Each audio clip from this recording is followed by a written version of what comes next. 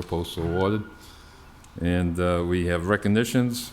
The hosts of the Massachusetts Association of School Committees for the awarding of the 2022 Thomas P. Tip O'Neill Jr. Award to the former Worcester School Committee member, Senator Harriet L. Chandler, former State President Emerita. And I'll give you a hand. Speak there and come on. Go ahead. Do you want to speak there, then come on up, and we'll do this together? You speak to the microphone? Yeah. Then come on up and. Well, I will be very brief at the microphone so people can hear. The Massachusetts Association of School Committees recognizes someone every year for a sustained and even lifetime contribution to public education. And we ask our members to recommend appropriate people to be recognized.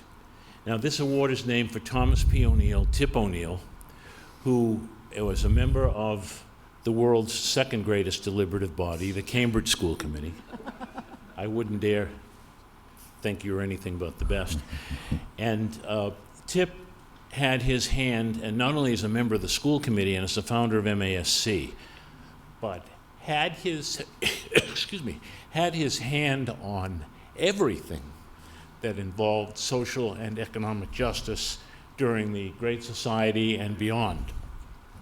So we were delighted when Worcester proposed to us that we should recommend one of our alumni, Senator Harriet Chandler, as this year's honorand for the Thomas P. Tip O'Neill Award for lifetime contribution to public education. And Mr. Mayor, if we can join you as the nominator of this award, we will be delighted to. Okay, we can do it together. Maybe we say a few words first. I just want to say to Senator Chandler, thank you for your service.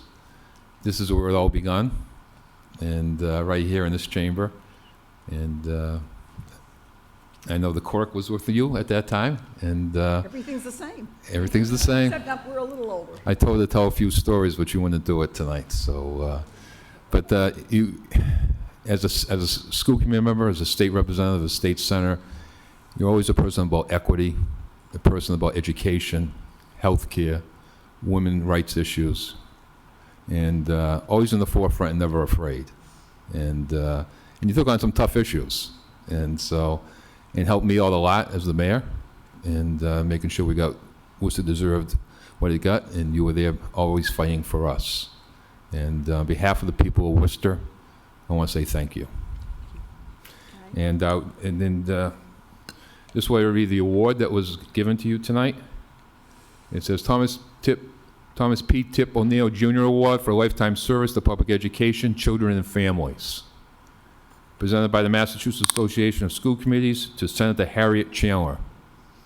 In recognition of your long career of service to children, families, and public schools, and for your sustained and powerful impact on the life of students in the greatest social and economic disadvantage. Andrea Wadsworth, President, 2022.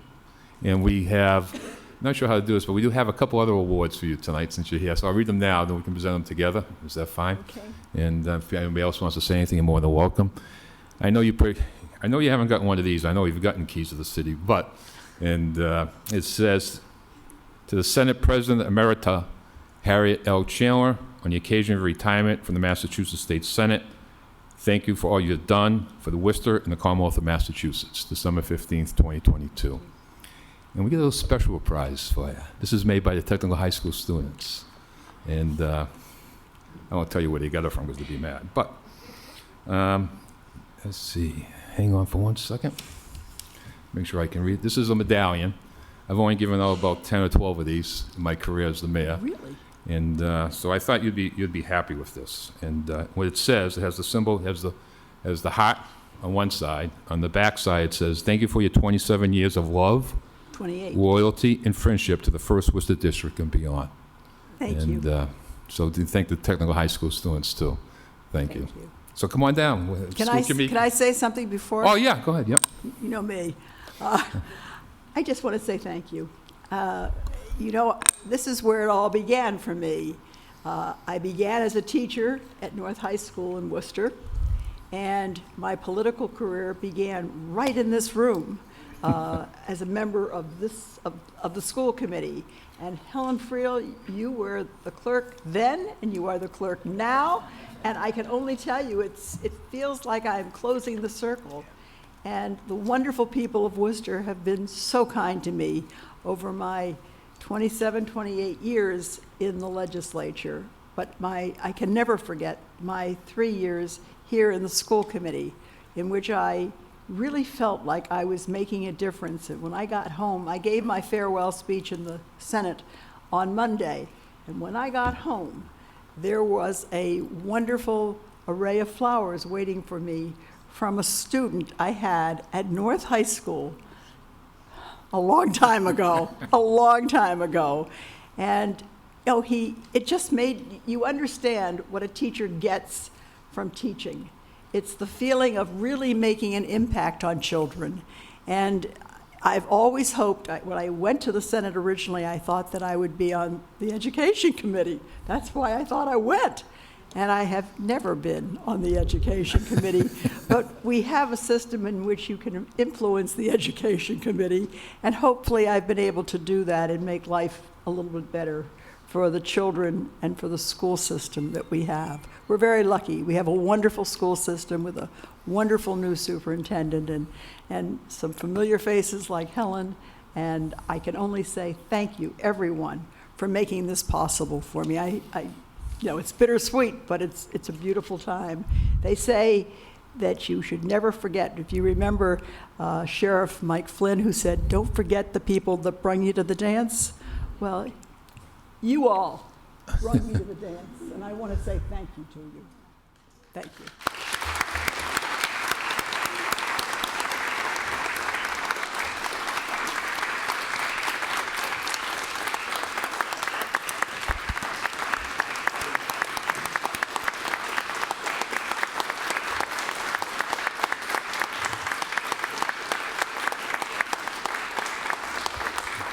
And before I go down, I just want to also thank the machine shop at the Thunderville High School, which is led by Brian Cummings, who does a lot of this. So. Do this collectively at the bottom.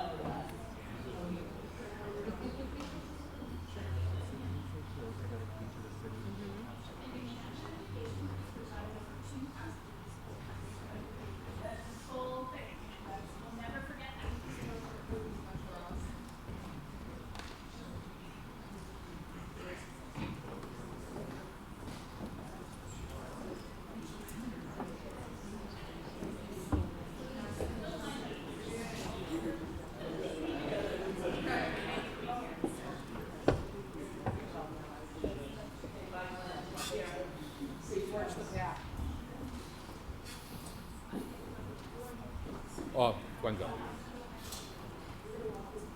Thank you again, I appreciate it. Thank you so much.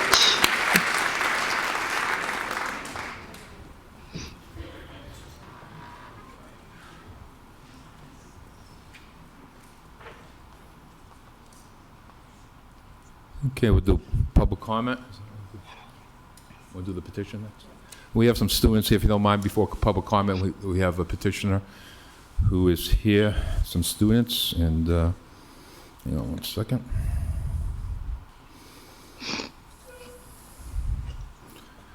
Trying to figure with it. To consider the proposal by a student at Forest Grove Middle School relative to the health vending machines in schools and student nutrition feedback. Just identify yourselves and hopefully.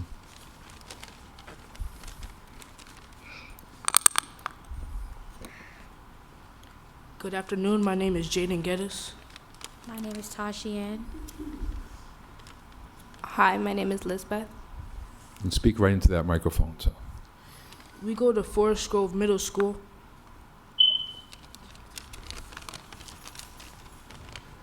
The main reason why kids go to the nurse's office is because they don't feel good and they haven't ate all day. This causes nurses to be overwhelmed due to the fact that kids go to the nurse's office for most of the times them not feeling good because they haven't ate. And that is because kids don't like the food that they provide us for us, so they don't eat. Another big problem is that they bring junk food, which is substituted instead of a healthy meal, and that's not healthy.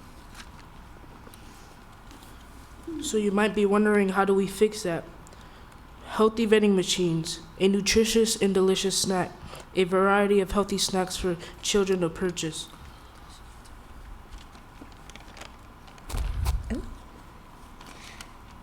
This doesn't only benefit us, but it benefits the teachers and the student funds. Thank you for having a school committee. No, thank you for coming, and apologies for last week. And Ms. McCullough? I know it's a little uncharacteristic comment on public petition. I just wanted to say thank you to these 3 students from Forest Grove.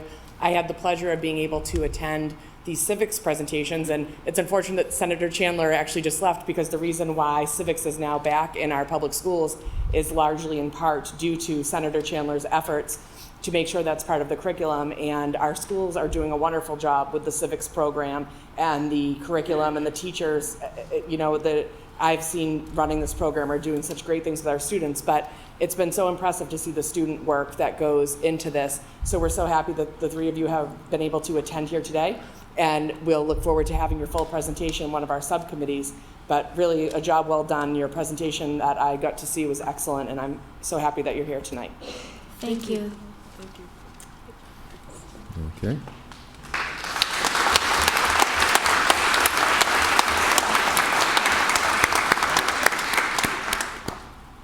And Mr. Chair, I'll make a motion to refer that to Finance and Operations. Finance and Operations.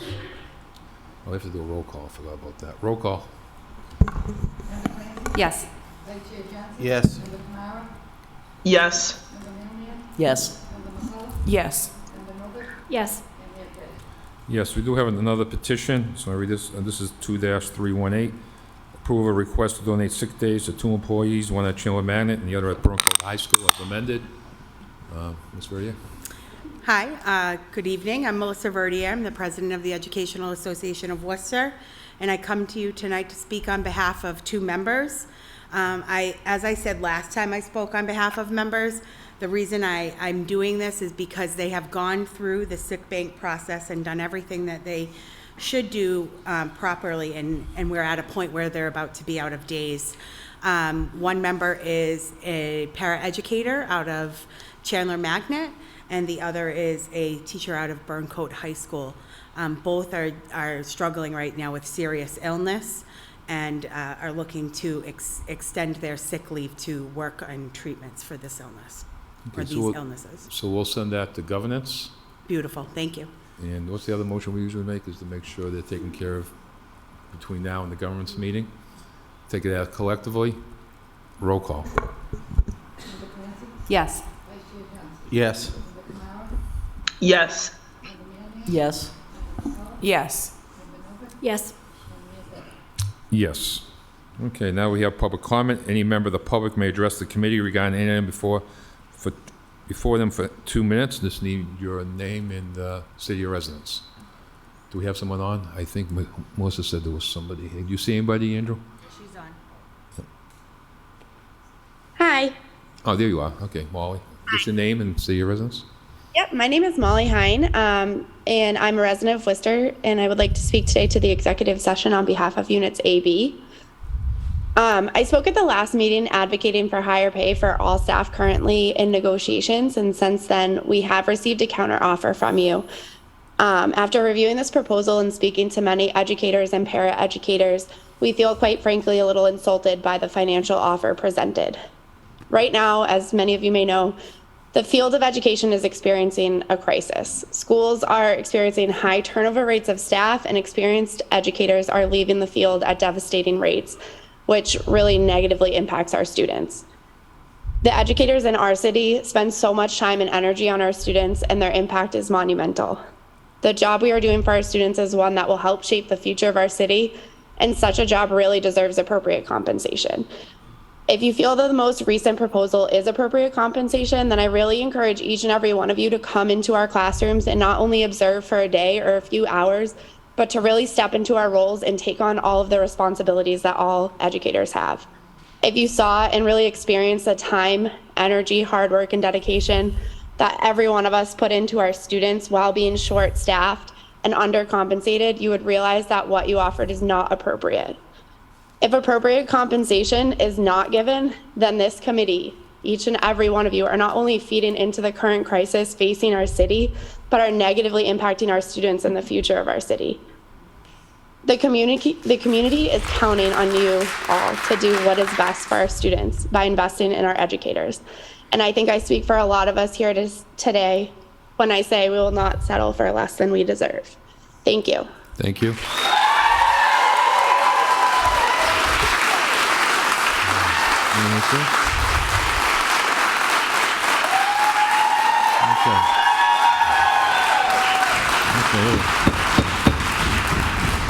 Okay. Andrew, can you let Margot Barnett in? I think she has her hand up. Margot, are you there? Yes. Can you hear me? Yeah, just your name and say your residence. Yes, thank you. My name is Margot Barnett. I'm a resident of Worcester. I'm commenting on items O-203.3. I want to say thank you to all the parties who were part of creating the memorandum of understanding between the school department and the police department. The final signed MOU hits all the right points. It provides for the particularities of the SLO model while also meeting state standards for conditions on police presence. It appropriately assigns disciplinary responsibilities. It protects students in a variety of ways. It protects family autonomy. It protects confidentiality and affirms the positive aspects of school safety and positive climate. So I want to thank the School Safety Task Force and congratulate Superintendent Menares for her leadership in sticking with this to get it right. I also have a very quick comment. I noticed that NGB 2315, that there's a grant for creation of school gardens, and I just think that's really great and exciting, and I know what a difference it makes to have young people have that experience. So I think it's great that you have that, and I want to say it's great that you applied for that, and hope that you'll accept it. That's it. Thank you. Anybody else who wants to speak? Melissa? Melissa Verdier. I am a resident of Worcester, and although I am the Educational Association of Worcester's president, I'm speaking as my former role as an educator. I've worked in the city for 20 years, and when I started here, we were a city to be reckoned with when it came to salaries. We were incomparable to all of those around us, and this is where people came to teach and have careers.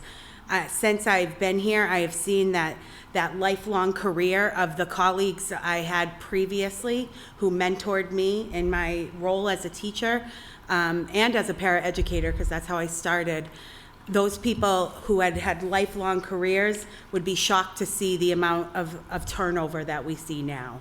So I know that we really need to attain and retain our educators, and that's everyone from teachers to transportation to paraeducators to tutors. And I want to speak specifically at this point about paraeducators. I was a special education teacher for 20 years, and my day would never have run smoothly if it were not for the paraeducators that worked in my classrooms. They helped me with managerial issues. They helped me with behavior issues. They were assistant to students who were not grasping the concepts at hand. And we were able to work with different groups so that we could introduce things in a different way and really impact the education of all students. So I just say to you, I know we're at the negotiation table on all ends, and I would appreciate to see some wages, and I have seen them in some areas, that are comparable to the districts around us. We've heard from people in past meetings who have said, you know, why is it that the mostly white communities around us value their educators more than we do here in Worcester? And I just want to make that statement and say, please think about those things when you come back to the table. Sure. Thank you. Thank you.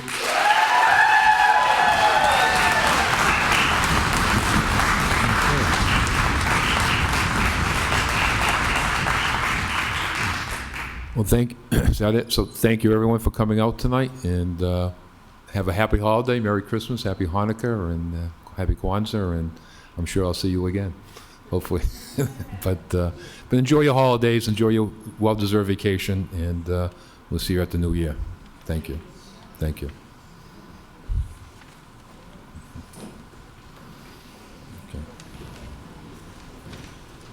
Okay, we are on the report of the superintendent.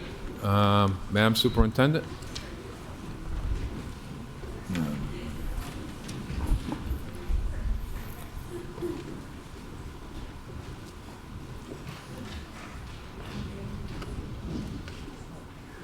All right. So tonight, committee, I'm through the chair, want to share the initial findings of the entry plan that I have been in the midst of since I started in Worcester on July 1st. So just a quick reminder, the entry plan is a 3-page document. It's currently on the district website. It's been translated into our top 14 languages, and it really outlines what was going to happen from day one when I entered into the district through where I am right now. So I put it into chapters because the theme is crafting the future story of Worcester Public Schools. And chapter 1 was during the summertime when I really immersed myself in the community, getting to meet different partners that have worked with us, that want to work with us, that want to deepen their relationship with us. Met with community-based organizations, met with our leadership from our unions, and really just got to know the district and what people were interested in. So that was during the summertime when people were on break. When school started, I took the opportunity to go into chapter 2, which was what was titled Listening to Learn, which is what I will be sharing with you tonight. What have I learned so far as a result of this entry plan? Simultaneously, I am visiting schools as part of Chapter 3. That's going to continue. I haven't gotten to all the schools yet, and that will be around learning and action, because people can say one thing, and when you see it, it makes a big difference to some of what our public speaker said. When you see the reality of what's going on in schools, you have a very different perception. So that's really important to the process. As I go through this presentation tonight, what I'd like you to do as committee members is just listen to the themes that I'm sharing as the broad overarching things, and then give me feedback if we're on the right track, and if there's anything that you've heard during your time as committee members that you want us to go deeper into. So then I can bring that back in January. This will help then to frame up where we're going with the strategic plan for the remainder of the school year, the development of that, as well as goals for myself. So that's just a little lens for you to look at and listen through. So the outcomes for tonight: share initial themes from the entry plan, and then gather feedback from you on those themes, and I'll share next steps.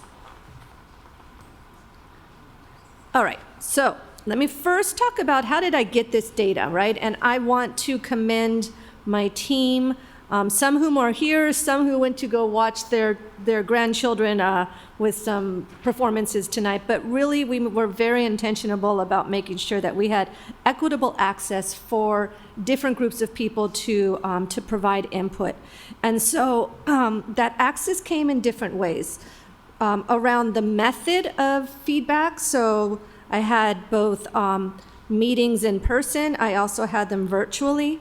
I also took the same data gathering device, and I'll share what that looks like, the platform, and shared it throughout the city.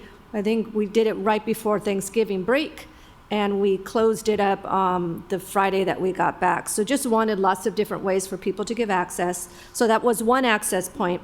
Location, so I had meetings throughout the city. When it came to the families, I had locations centrally. I had them in community organization locations. El Centro, I had one specifically organized with ACE, or African Coalition, no, African Collaborative Education, I think, ACE, I know about ACE. African Cultural Education, I think. Okay, they hold weekend meetings at Claremont, and so we purposely went there and had a really good turnout there. And then just in different settings throughout the district or the city. So, and different times. So some were in the morning, some were at night, some were at Forest Grove. We had one at Forest Grove, we had one at the library, just different locations. And then finally language. So we made sure that we had translation in our top 7 languages at all of our parent community events, if you will. The forum that I held at El Centro was specifically held in Spanish and then translated into English for anyone who wanted to come, but had a really good turnout at that one. I think because the parents, one, it was at El Centro, so they knew the location, it felt comfortable to them, and then it's always nice to have it in your primary language and then translate into another one. And I did have some parents there that we translated into English for them. And so lots of different ways that we did that. And then for any of the parent forums, made sure that there was childcare available, interpretation, as I said. It looked like we had a little mini UN going on because we have so many languages here. We have a fabulous translation program. I want you all to know that. And then light refreshments. So that was for our parents. Did similar for the staff, so had it in different locations. And also met with the superintendent advisory, asked them the same questions, and had a different group of high school students come in and ask them the same questions. And met with students that are in our alternative programs and made sure that I asked them the same questions. So I tried to just get a good picture of what's going on.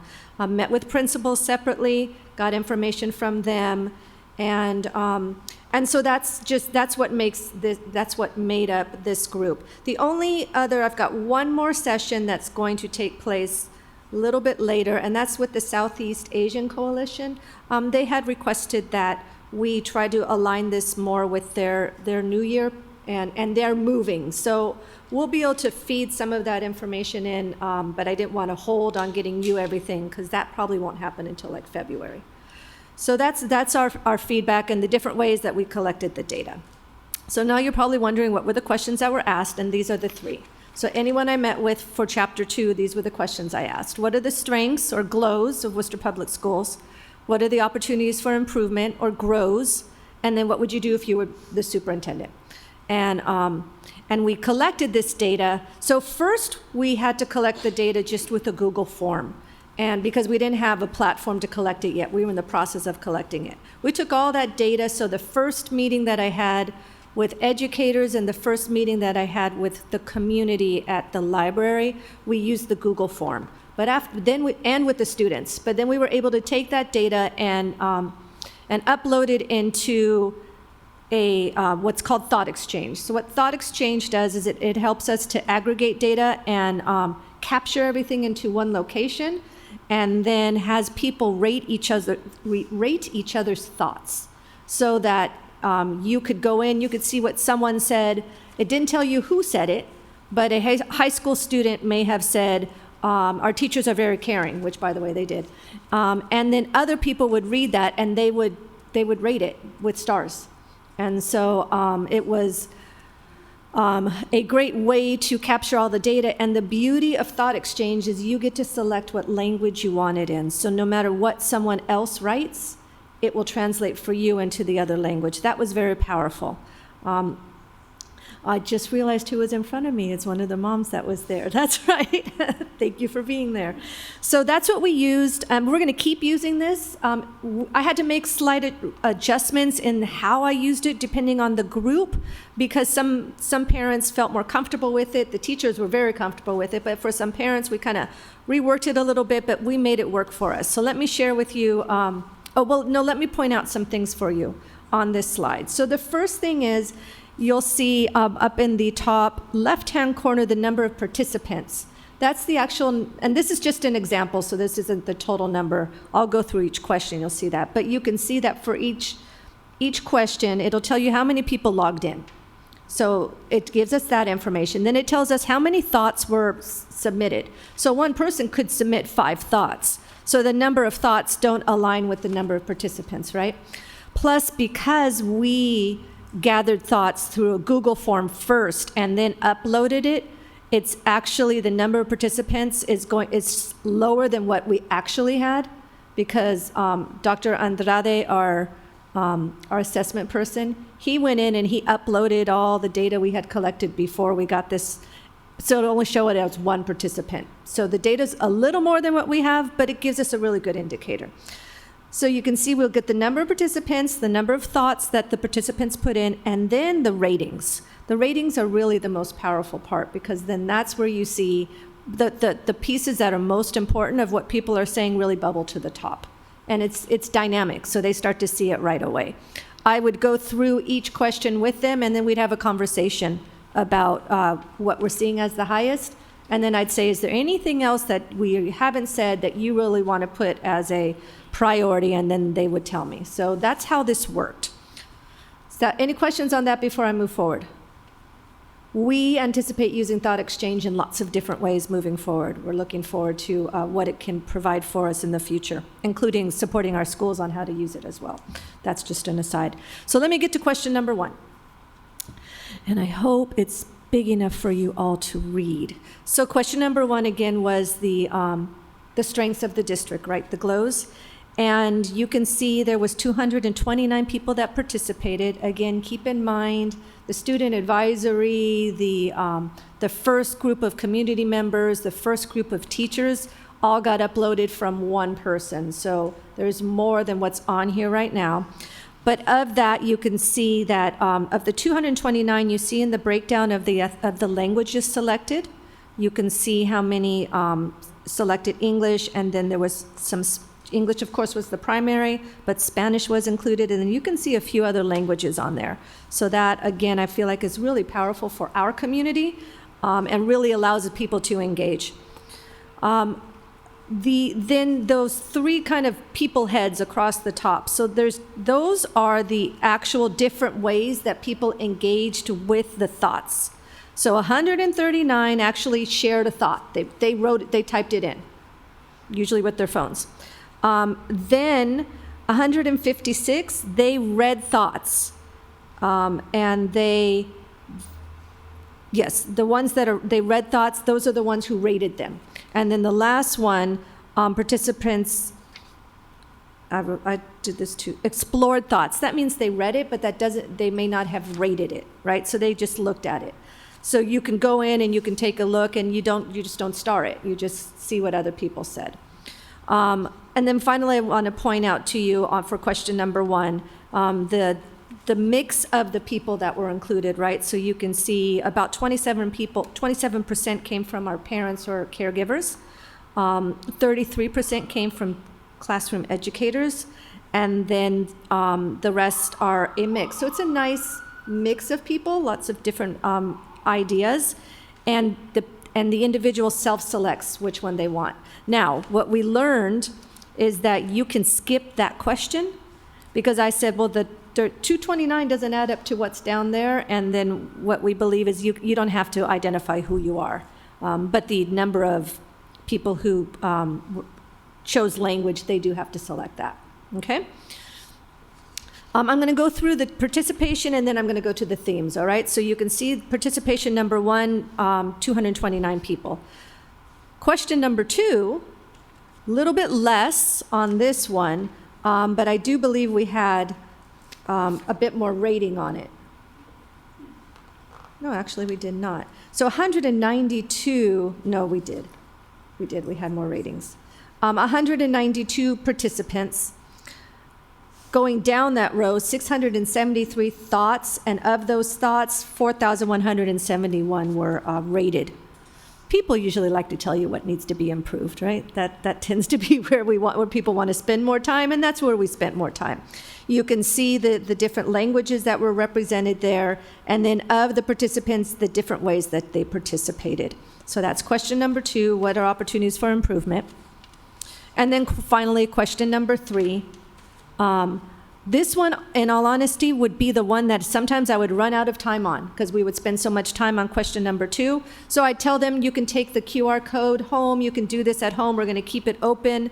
But I also would say, give me at least one, what would be the top thing you would do? So there's a little less because I just would condense it a little bit. But still, 139 people participated, 248 thoughts with 2,909 ratings of that.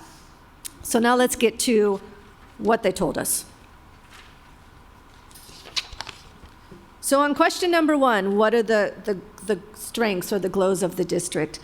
This was always so, it popped up at the top every single time, and it was heard over and over again. And the strengths by far was the diversity of the students that we serve.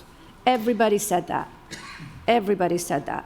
And they talked about diversity in terms of the languages that our children represent. They talked about the diversity of the cultures that our families represent, the backgrounds, and the religion. And it's just such a positive strength, and everybody said it over and over and over again.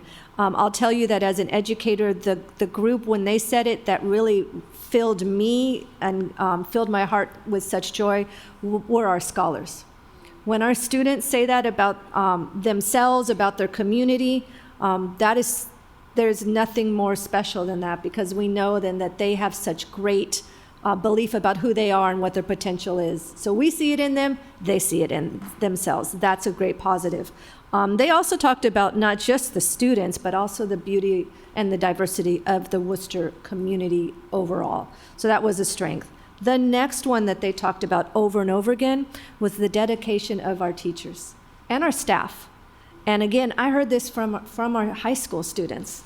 I heard this from students that are in more specialized programs. I heard it over and over again. I heard it from our parents. The people see how dedicated the people who work in Worcester Public Schools are to this diverse group of students that we serve. And so again, cannot be more thankful and grateful as the superintendent in this community. And I shared with them what they are sharing with me is exactly what I see when I go to schools. So that's a great positive and something that we will continue to really grow on, right? What came up as a positive, but also an opportunity for improvement that I'll kind of use to go into the next question was the programs. So programs are a strength here, right? The variety of programs, our dual language programs, our AP programs. But I didn't write that as a total strength because what I also saw was that's a strength, but we don't have it equitably distributed, right? So it's really an opportunity for improvement. So we've got some great things going on in pockets. Opportunity for improvement is to start to figure out how to scale and then sustain. So I'm gonna go on to opportunities for improvement. So there was a lot around safety, and as we dug into that safety specifically as it refers to buildings. So we have old buildings in Worcester, right? That's the beauty of this city is I'm losing my word.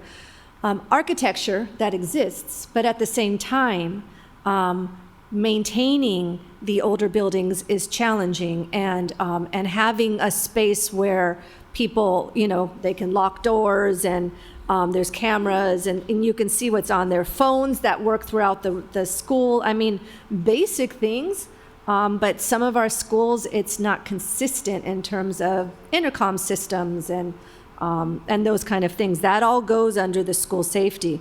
And so that came up many, many times around buildings, improving buildings, so that they have that physical safety in place. Now, we know as a governance team here, we are already started to dig deeper into emergency preparedness and having people more prepared, and we've got that training that's going to start happening next month with I Love You Guys and all that's coming. But this building safety is slightly different, right? People need to be able to lock doors so that they can implement the policies that we're going to ask them to do. So that's a big one that we need to wrap our arms around, and we're going to have to work with our city around that as well, right? Another one is communication, and this was something we've talked about as a governance team since, I think, my interview, when we just chatted about the need for, in a district as large as ours, that covers so many different buildings, 46, and then is kind of this quasi part of the city government, but yet we kind of sit a little bit different. Communication can be challenging, and then add social media to that, and then how pieces of information can roll quickly, and that's all externally. There's still internal communication that we need to get better at as an organization, and I heard that at all levels. So that's definitely something that we're all aware of, and we need to keep getting better at that. And it was a need we saw, and people are saying it's that need as well. Here's that part about the opportunities and the programs, right? So having that equitable access to programs. That doesn't mean every classroom or every school is going to have exactly the same programs, but we do need to have a broader look at how we offer programs throughout our district, and what should be the base for everybody, and then what can be more. Staffing diversity, so this came up a lot as well. So our student population, our families are extremely diverse. Our staff is saying we need to be very intentional about diversifying ourselves, right? And so that our staff is starting to look like the students that we serve. I'm always very careful with that, because I believe that so many people can meet the needs of our children. It's not always what we look like, it's really where it lies in your heart.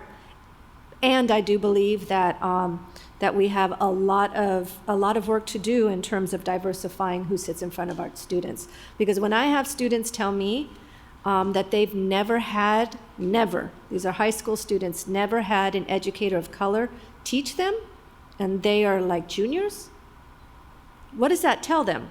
That tells them that the field of education is not a place for them to aspire to as a career. We know that's not the case. But as youth are going through their schooling, we are role models for them, right? It's just it's an unintended consequence, and we all know that. And so we need to be more intentional about recruiting and then retaining when we have them, so that they stay with us. And that includes building growing our own, in terms of our children who are here and the families that we have. That's a strength. We said diversity in this community is a strength of Worcester Public Schools. We need to keep working with those assets and developing a pipeline and improving that throughout the city.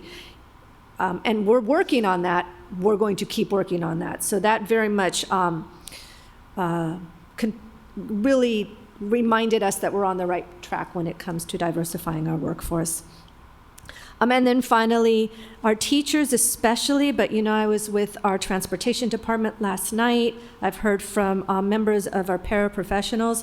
They are asking for opportunities to learn and grow themselves, so professional learning. Specifically, the classroom educators are asking for more support on how to meet the needs of language learners. We serve a third of our population speak a language other than English in their home. They're labeled as multilingual, emerging multilingual children. Our staff is saying we need to be better prepared on how to work with them. And they also want input on what their professional learning will look like and sound like. And we are very committed to doing that with them. because a value of Worcester Public Schools now and continuing to move forward is including people and decisions that impact them. So I'm always so happy as an educator myself to hear that other educators want to continue learning. I think this was a great opportunity for them to really share that with us. And so we're creating that space for educator input. We already started our teacher advisory committee. It was a great turnout. We had over 60 people there, and we're going to keep doing that with them. Final emerging themes. What would they do if they were me?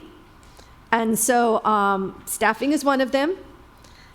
They want, some fairness in staffing, some equitable ways of how we hire, how we interview, how do we recruit? Like they want me to develop systems that are very transparent in nature, that ensure that we're working on diversifying and bringing in the most talented people into our schools, that the interview process is the same, and that there's not these kind of inequity or inconsistencies on how we hire.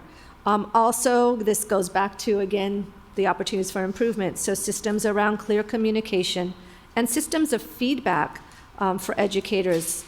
And so we actually already started this. We started a pulse check. We sent it out. I want to thank Dr. Q for taking the lead on this so quickly. We sent it out to everybody last week, the end of last week, and we already have 500-something people who have responded. And it's just an opportunity. Tell us how we're doing, by school, by district, by position, and then we're going to take that information and we're going to get better at it, right? So if we don't ask, though, then we don't know how we can get better. So they're asking for us to do that. We're going to keep doing that to keep communication flowing. They've asked me, keep visiting schools, find out what's going on in our classrooms, meet with students, teachers. Mental health and social emotional services, that came up many, many times. They're very happy to hear that we've got these contracts and we're going to be offering supports in our schools, most specifically at our secondary. That's new, and they're happy to hear that. That's a priority for them. And then finally, just keep working on the programs and opportunities for students and language learners to participate in our various programs, and make sure that things are equitable. So my next steps, and this is a little bit off, so I'm finishing chapter 2, right? Chapter 3 is what I mentioned, learning in action. It shows it ending in November. It's not. It's going to continue. Probably, I've got to get to every school by the end of the school year, right? I'm just under half. I do about 2 schools a week. This month has been a little rough, but I'm going to get back into it in January. I will have hit every school and then circle back again. So chapter 3 will keep going on. And I want you to know, though, that my commitment is to be at schools, at least 2 schools every week for as long as I'm the superintendent here, not just because of a listening and learning. It is my responsibility to know what's going on at the schools, to engage with my teachers, to engage with my students, my principals. If I'm not there, how do I know what's going on? And I recognize 2 schools at a time, it's going to take me a lot, but it also, I've been doing this for 28 years. You get that intuition, right? So I just want you to know that it's not going to end when the listening and learning tour is over. We're right now in chapter 4, sharing this information with you. We're going to have a conversation about it. When we're all done with chapter 4 and we're good on what we believe the themes are, then I'll be working with governance, the governance standing, to then start to draft out how do we do this and refine the strategic plan. So who will be part of kind of a broader stakeholder group to take these themes, to take our existing strategic plan, to refine it so that we're ready to do the work next school year with the implementation of it. So with that, I want to thank you for listening and open it up to questions, things that you want me to go and dig deeper into. Any questions?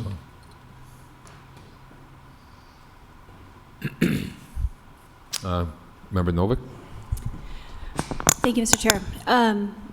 First of all, I want to acknowledge that it's refreshing to have the conversation that's taking place start with the community. That the presentation of the superintendent is actually coming from going out and listening to what parents and educators and students and others in the community have said. I know that from a school committee perspective, that was something that we heard a lot of when we were doing the superintendent search of what people were looking for. So that already is something that I think is a good place for us to be. I guess, first of all, I also just did want to acknowledge, as my colleagues are aware, I actually do superintendent searches, and I had a little bit of deja vu because these are exactly the questions I ask when I go to do a superintendent search. And I just did sticky notes with Webster on, last week with these questions. So they're good questions. At least I think so. I think that I'd call out, I guess, two things. One is that in terms of the opportunities for improvement, and my colleagues on finance and operations were part of this conversation that we had with the City Council Standing Committee on Education, I guess it was last month, it strikes me, we've got several things here that actually effectively are facilities questions. And you alluded to the fact that this is not only a Worcester Public Schools conversation, this is a City of Worcester question. And we know that, right? Like this, it is, we all love opening new buildings, and ribbon cuttings are great. And we've had, excellent opportunities and fantastic partnerships with the state over that. But we also see constraints coming where the state has already, put a freeze on the accelerated repair program. And at least I'm not yet seeing a push there, although we appreciate the City Council stepping forward with a motion on that.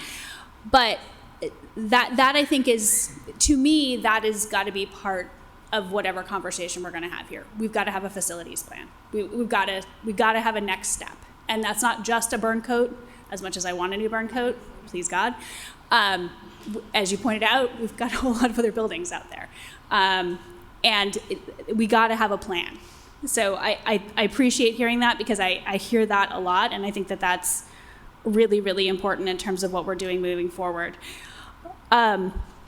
I also, at some point, and I appreciate the conversation here around emerging themes in terms of staffing, my understanding is that you've already started to make some changes in terms of things like the interview process and that kind of thing. And I sort of never want to overstep, that's entirely a management thing. But I think that from a sort of a policy oversight perspective, I would be interested at some point in hearing more about the changes that have happened at some point when it is appropriate. Because I do think that, first of all, I think the committee recognizes that that is important and crucial in terms of us actually having appropriate sort of intake of staff. But also it is, as expressed here, one of the ways that kind of our reputation builds itself in terms of what's important to us. So at some point I would like to hear more about that. Thank you, Mr. Chair. Thank you. Member McCullough? Thank you. Through the chair.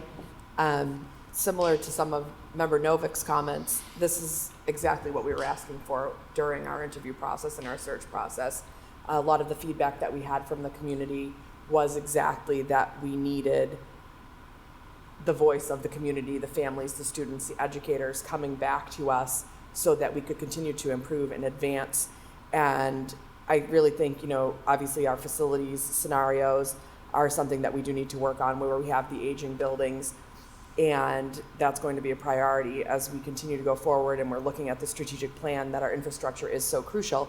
One of the things that you have on here, the clear communication, not only being externally important, but how important that internal communication is, because I think something that we've brought up repeatedly is the consistency and the clarity across the district. Even thinking of the recent policy change in the state law around suspensions and discipline, I don't know that that's something that all of our educators are aware of. Some of us weren't aware of it. I think it's so important, and I like the idea of whether it's some type of newsletter that comes out from the district and it's something that might be shared at the meeting the principals hold, or it's something shared throughout their building, just ways we're making sure that everyone's on the same page, because that really goes a long way to the overall operation of the day-to-day that really benefits and builds things for our students and our staff.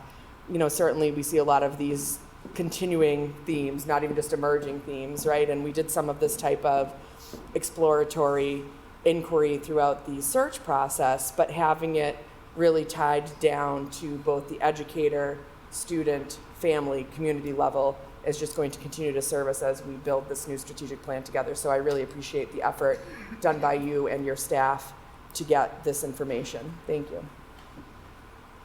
Thank you. Member Mailman?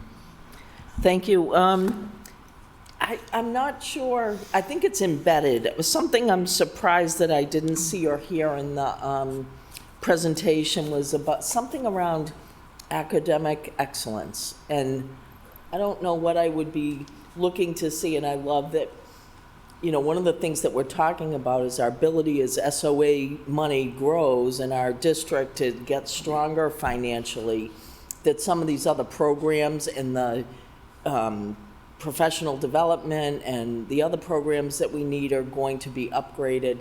And I guess I'm just wondering whether you had thoughts about the academic excellence issue or if it was somehow embedded in here and I missed it. Madam Superintendent? Let me go back with the team and see if there was something that because we still need to clean up some things. There were, I mean, I'm thinking about the phrases that I saw. Nothing specific about SOA for certain that I could recall, but I wouldn't necessarily expect for that to show up. But some around, accelerating learning, or I can think of some teachers that very much were, one teacher in particular at one of the schools, who's also a parent, really talked about our early literacy approach in the past and how that was not meeting the need. And she was so relieved when we shared that we are moving in a different direction. And so it may not have been captured completely, but I'll go back and we'll take a look and see if there's anything that really rises to the surface. Honestly, our teachers we have very talented teachers. I have to say that, and I want my teachers to hear that. Very talented. They're very talented. I think we need to look at, some resources or ways, some things that we may unintentionally have been doing that was not allowing what they're doing to then shine with the students, right? I think there might be just some ways we've been going about things. So I think that's why it's hard to capture it in the data, because they're very talented. They're very skilled at what they do. So it's really about how we are then working together, which goes to that teacher voice piece of them saying, work with us, not a kind of don't tell us what to do, work with us. We have the answers. And when I go to the schools, I really do see that. So, but we will look again. Okay. All set. Anybody else? I might say a couple words.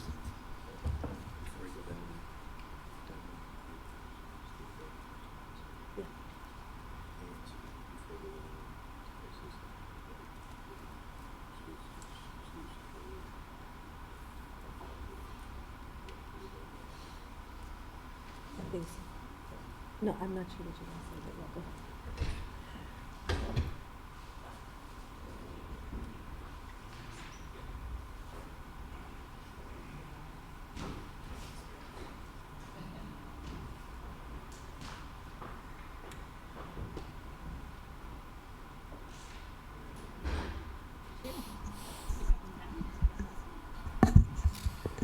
Mayor Petty? Thank you, Mr. Chairman, and I'll be quick, but I just want to thank you for the report. I think it hits a lot of the notes here.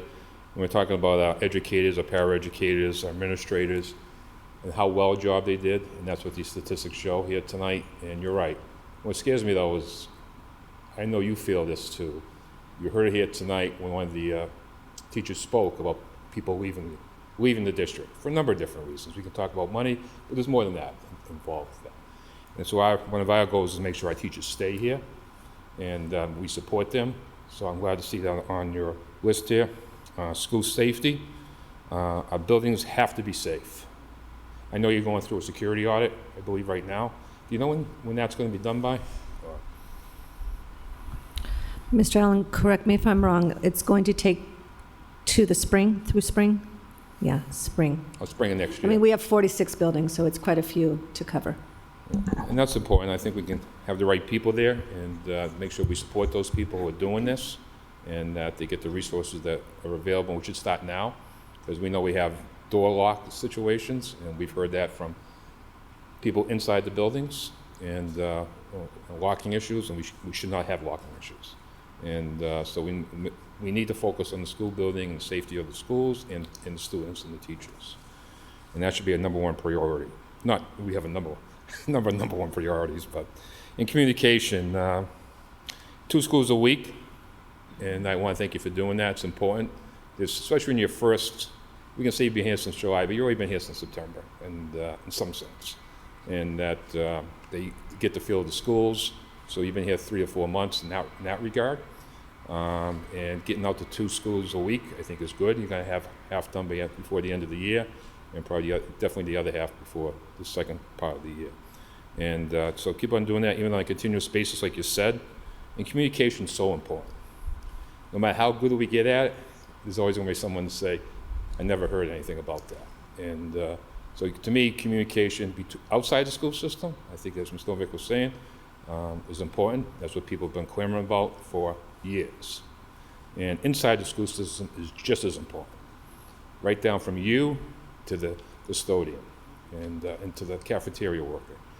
Everyone needs to be communicated to. I know that's in you're trying. I see the newsletter you put out, and so I think more to come on that. So, and so if I remember right, even when you began back in July, I think you gave each principal your cell number.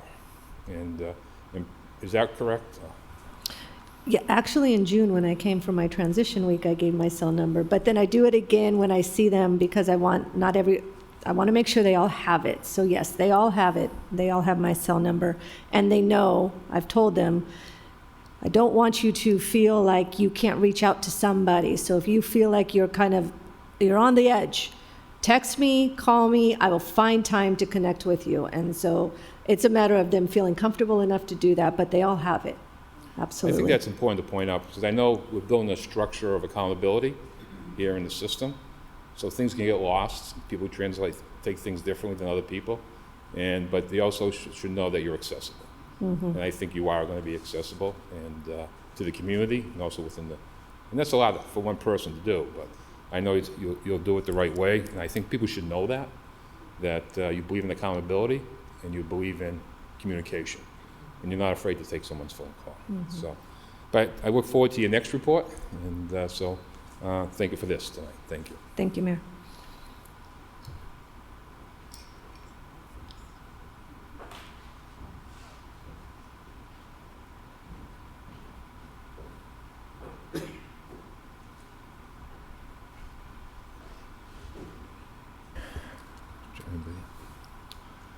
Okay, is everybody all set? Oh, okay, so I've lost my page here.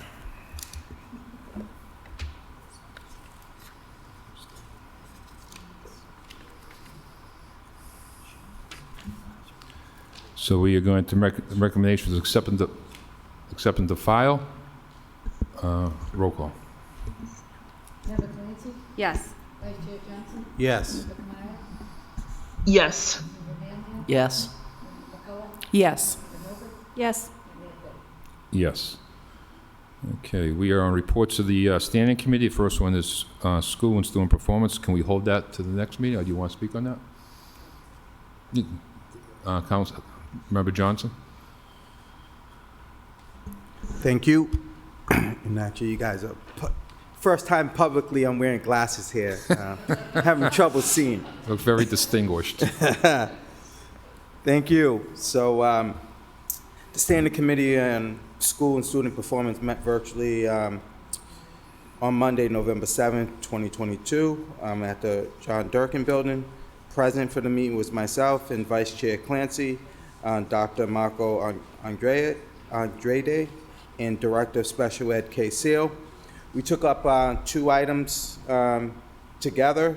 Well, there was 3 items on, 2 items that we had taken together, and it was GB 1-92 that was filed by Mr. Marfrida back in March of 2021 in regards to request that the administration establish an advisory committee to include personnel, community representative, and experts in the field of student health to discuss a later starting time for secondary schools and move the time forward by 30 minutes for everyone. And then we also took GB, which was taken together, request that the administration consider forming a committee to study the feasibility of changing the secondary school time to 8 a.m.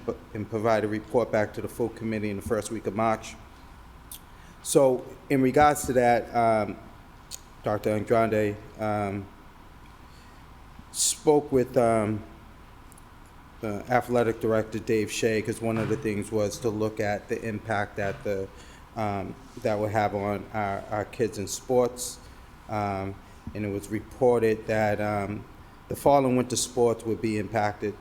There was some mixed reviews on if attendance would be better, and the question arose as whether or not that it met them beneficially, if it benefited them academically. He also talked about there's a survey going out, so we wanted to kind of get more information on how many kids work after school, how many kids take care of their kids after school, and those kinds of things. So there's a survey going out in regards to climate and culture in the school, so they're going to include that, those questions in the survey, and get back to us. So on a roll call of 2-1, the motion was held for further discussion. And the second item we took up was GB 2-279, which was to request that the administration provide a report on the number of students currently receiving special ed services broken down by the following categories, which was district, demographics, schools, length of time, number of students with the social emotional issues compared to academic ones. Dr. Andrade spoke to a number of students by current school that were receiving special ed services. It was broken down. I mean, there was numerous pie charts broken down. He broke it down by disabilities as well. He indicated that there was an increase in special education enrollment from 4,600 special ed students up to 5,300 due to, in part, of the pandemic. You know, it was a very detailed report. It was broken down by grade, so every grade was looked at on how many kids were receiving special ed services. Is also broken down by each school, how many students in each school are receiving special ed services, as well as what the disability is, and in each grade, how many students was receiving special ed services. It was also done by gender, race, and the other thing that we looked at was the impact that how they performed academically in MCAS based on their math and reading, and also looked at science as well. So it was a very detailed report that day, and we decided to, on a roll call of, I believe it was 2-0, the meeting was adjourned at 5:40. And actually, I'm sorry, we decided to file this at this time, and again, on a roll call 3-0, it was filed, and the meeting adjourned at 5:40 p.m. Thank you. Okay, are you going to hold the minutes, or you want us to accept them as they are, or? Accept it. Accept it? Yeah. Okay, we'll accept the report. Roll call. Member Clancy? Yes. Vice Chair Johnson? Yes. Member Kamala? Yes. Yes. Yes. Yes. Yes. Next, we have the Standing Committee of Finance and Operations, met on November 9th at 5 p.m. Ms. Novick? Thank you, Mr. Chair. This was the meeting that I held during COVID, so thank you to the tolerance of everyone involved. We did have some public comment, which was reflected later on in terms of some of the challenges that some of our drivers are seeing around as we continue to move in terms of transportation. I did want to note for my colleagues the item GB2-165, which was the report from the Harvard Graduate School of Education around technology replacement cycle, because this is something you're going to see coming back in the budget. The recommendation effectively from administration is that we phase in leases over time as our Chromebooks and our PCs start to age out. If you look at the discussion here, you can see that Vice Chair Kamara did ask at the meeting about what about purchasing versus leasing and what would that look like. There's a comparison there in terms of what that looks like. So expect as we move through that eventually effectively we're going to have an annual leasing cost of $3.8 million a couple of years out as this starts to go through. On a roll call of 3-0, that item was filed. 2-194 was the transportation policy. My colleagues may recall we actually updated the majority of our transportation policies in the summertime. We did have EEAG outstanding. That's the one that deals with student transportation in private vehicles, because we wanted a review by the city solicitor first. We did have a response from the city solicitor regarding that. He did make a proposed amendment to the model policy we had. So you have the language there in the minutes, and on a roll call of 3-0, that amended policy was adopted, and I'll be recommending that for your approval this evening. And then we had our monthly transportation update. We won't go into a lot of detail here because you're going to get December's too in a second. Do note that in response to Vice Chair Kamara's question at the meeting, in terms of the sports schedule, because the winter schedule, the competitions largely are in the evening or on weekends, we're not going to see the same issues that we've seen in terms of not having it. And the anticipation is that by the spring, all of the issues in terms of how much staff we have will be worked out, and we should be back to something that resembles more normal. We have had this ongoing conversation about what we're doing for the next replacements, right? So the 13 buses that are coming off of lease, there's been avid attention by Mr. Allen and transportation staff in terms of what's going on with the federal government. There had been initially an idea that we were going to pursue a lease of propane vehicles. Now it appears as if there's going to be a federal granting program eventually that's coming up with electric buses. And the ongoing theme of supply chains is also hitting there. And there was concern that if what we did was ordered propane buses, we actually wouldn't have the propane buses to replace the buses coming off of lease. So the recommendation is actually going to be to purchase the buses coming off of lease and then pursue the electric buses through a grant. That item was held. GB 1-265.1, which I know is of avid interest to many in terms of the translation of school committee meetings. So currently this meeting is being translated into Spanish. The recommendation from administration was that we did have the funding first through Esther, and then it would be added to next year's budget to translate in the remaining of our major languages, so that we would be translating into 7. That was adopted from the subcommittee, and I'll be recommending to my colleagues that they do likewise this evening. And then finally, we did have 2-271 about the assignment of security guards to our buildings. There's a bit of a sort of confusion as to what the question was, and in a part of, I guess I would say the outcome of that is that as part of our security audit, we'll be getting perhaps a more clear process as to exactly how it is that security guards are assigned to specific buildings. On a roll call of 3-0, the item was filed, and the meeting was adjourned. So making those recommendations, Mr. Chair, the committee would adopt the report, please. Everybody all set? We can take that on the roll call. Member Clancy? Yes. Vice Chair Johnson? Yes. Member Kamara? Yes. Member Manley? Yes. Member McCullough? Yes. Yes. Yes. Okay. Next, we are on the Joint Committee of Finance and Operations. I'm going to ask if we can hold this one, please. Hold Mr. this one Chair. here? That Okay. one, We'll please. hold that one. Next, we have Governance and Employee Issues, met on Monday, December 5th. Member Clancy? Thank you. Yes, so through the chair, Standing Committee on Governance and Employee Issues met on December 5th. President was myself, Vice Chair McCullough, and Member Johnson. Representing administration was Dr. Maneres, Dr. Morse, Ms. Boulay, and Dr. Frail. The first item we took up was GB 1-3221, which was the response of the administration to the request to review the policies for the athletic eligibility.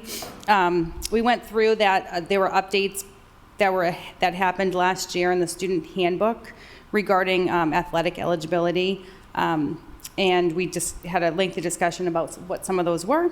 And on a roll call of 3-0, the item was filed. The next item was CMP 2-12, which was to consider a communication from the EAW to provide member feedback regarding student dysregulation.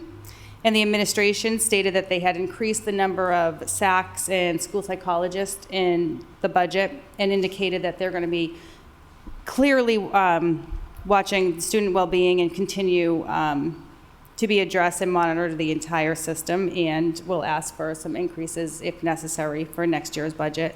And on a roll call of 3-0, that item was filed. The next item, which was GB 2-175, which we are still working on, which is the review and update of the dress code policy.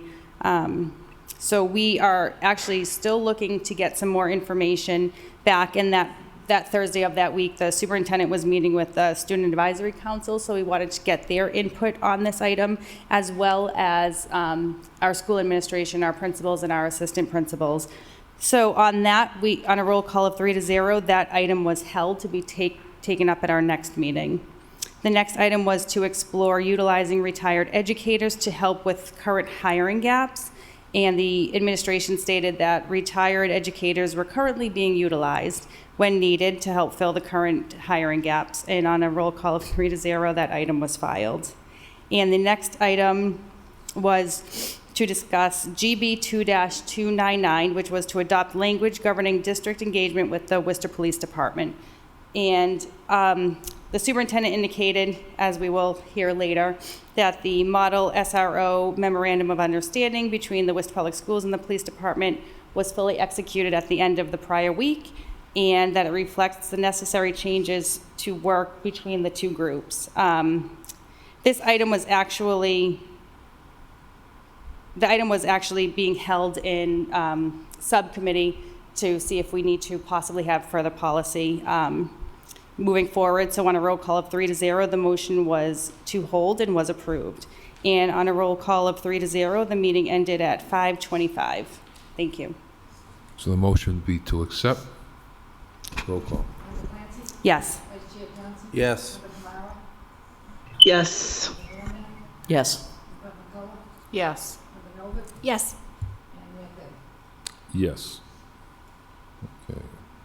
Next is the Standing Committee on Finance and Operations, met on Thursday, December 8th. Member Novick? Thank you, Mr. Chair. And at this, we had myself and Member Mailman, we had some staff there to be able to speak to the items. And also at this meeting, we did take the earlier student petition. You may recall we had Forest Grove students here earlier in the year.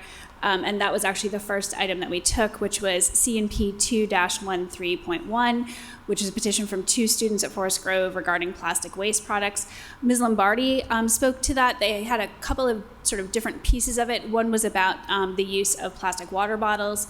She gave us the numbers in terms of where we're at currently for use and the fact that we'll be declining in terms of how much we use them as we have more of the refillable bottle stations going into our schools. They also were asking about recycling in the cafeterias and having recyclables that are free from food, to be blunt, is obviously really difficult in the cafeteria, and that actually is what is necessary in order for the materials to be recycled. So most of what is generated there is actually not something that we can recycle. We did, though, then have a little bit of a longer conversation about what do we recycle and how much do we recycle, and so we're holding the item to get more information back on that. So on a roll call of 2-0, the item was held. GB 2-23, to consider a pilot of provision of menstrual supplies in all secondary schools. While Dr. McCarthy was not there, we did get a report that gave us information from most of the secondary schools, and as many of us had already heard from students, while there is a provision, it is done through the nurse's office or through the health office, which I think I will look at all of my colleagues, who most of whom have been experiencing this for much of their lives, didn't strike most of us as making a whole lot of sense. And so the conversation that we had was effectively giving some sort of standards or some form to what we think actually needs to happen based on what we're hearing back from students. And that's that materials need to be available at all bathrooms where they're used. Materials need to be available without students having to ask for them. That came up a lot. And then finally, that materials have to be outside the bathrooms rather than inside them. We shouldn't be making judgment calls as to who it is that actually needs these supplies. We received an indication from administration that they would be reporting back to us as implementation moves forward. There may obviously be budgetary implications along with other things, and so the item was held on a motion of 2-0. GB 2-214, which is everybody's favorite district-operated transportation. Vice Chair Kamara joined us at 6:24. Mr. Allen reviewed the increase of drivers over the course of the year. The vice chair went up to me by actually having a graph in his backup. I would have, if I had been thinking, I would have actually given you all the line graph that goes like this for this year, while the line graph for last year was going like this in terms of the number of drivers we have. And so what we're feeling out in the field is very much clearly the case in terms of the numbers of drivers that we have. That is working, it is growing, it is gaining. Mr. Hennessy told us at the meeting that all of our new buses were on site. They do have to go through registration and so forth, so they're not yet all on the road, but they're getting there, and the rental buses will go back as that happens. In order to increase how quickly we can get trainees through, administration is adding an additional trainer liaison, which gives us 40 plus more hours of capacity a week. Also, an additional transportation liaison, both for phone calls and dispatch calls. And I want to note that that was partly in response to what we were actually hearing from the drivers themselves. So in terms of the employee sort of communication and feedback, definitely responsiveness coming from administration on that. As we're moving towards implementing 7D transportation, which some of my colleagues will remember was originally what we were going to start with, we are seeing Ford Transits be available. Bid specifications will be out before the next meeting, and the plan is to have those delivered either before or for the beginning of the next school year. As we bring that on, we will need district capacity for that. So we'll need an additional operations supervisor and 2 part-time liaisons for the 7D service. Again, as my colleagues will recall, where we brought on some of that sort of structural staff before we actually started the transportation, we're going to be doing that here too. And the ongoing theme, all of this is being funded through reallocated transportation savings. This does not otherwise impact the budget. In other words, we continue to not only have better service, but we're saving money and can continue to improve service as a result of the fact that we're saving money. We did ask, and currently transportation liaisons are fluent in English, Spanish, and Portuguese. So in terms of who's picking up the phone, that's where we're at. On a vote of 3-0, the item was held. And GB 2-249, which is to collaborate with state and national school organizations to advocate for a change in federal transportation policies, barring commercial driver license testing in any language other than English. We got a really thorough backup from Mr. Hennessy and Mr. Freeman on this, which really sort of outlined what exactly the federal regulations are. Bus drivers operate under both state and federal regulations, and this is specifically talking about the written test. There's a 4-part written test that currently has to be taken in English in order to become a bus driver. This is not talking about the road test of the interaction that happens with the state police officer. That can only be done in English, which makes sense. That's how you would be communicating with public safety. But this is actually a pretty extensive written test. And there are certainly reasons that could actually be taken in other languages, since it's actually about what you know rather than about whether or not you're communicating safety information to someone else. That testing is done at the state registry, and it was suggested that that's a place to begin in terms of advocacy around changing this federal requirement. Member Mailman asked the clarifying question that it would actually be the state that would need to request the waiver. So then effectively we had a conversation about how do we get the state to request the waiver. Mr. Freeman's going to continue to work with his state contacts in terms of people transportation across the state. We also do have a contact in Congressman McGovern's office that we're working through on this. And so what I'm asking for my colleagues this evening, and this is really the only motion coming out of the report, is for us to go on record supporting a waiver of the Federal Department of Transportation regulation for a commercialist driver's license permitting test. That's, in other words, the written part. Be in English only. So that passed on a vote of 3-0 at the subcommittee level. I'd be asking for my colleagues to support that. That item was held because we'll be coming back to have further conversations about that. And then on a roll call of 3-0, the meeting was adjourned at 6:42. Thank you, Mr. Chair. So, motion to accept, roll call.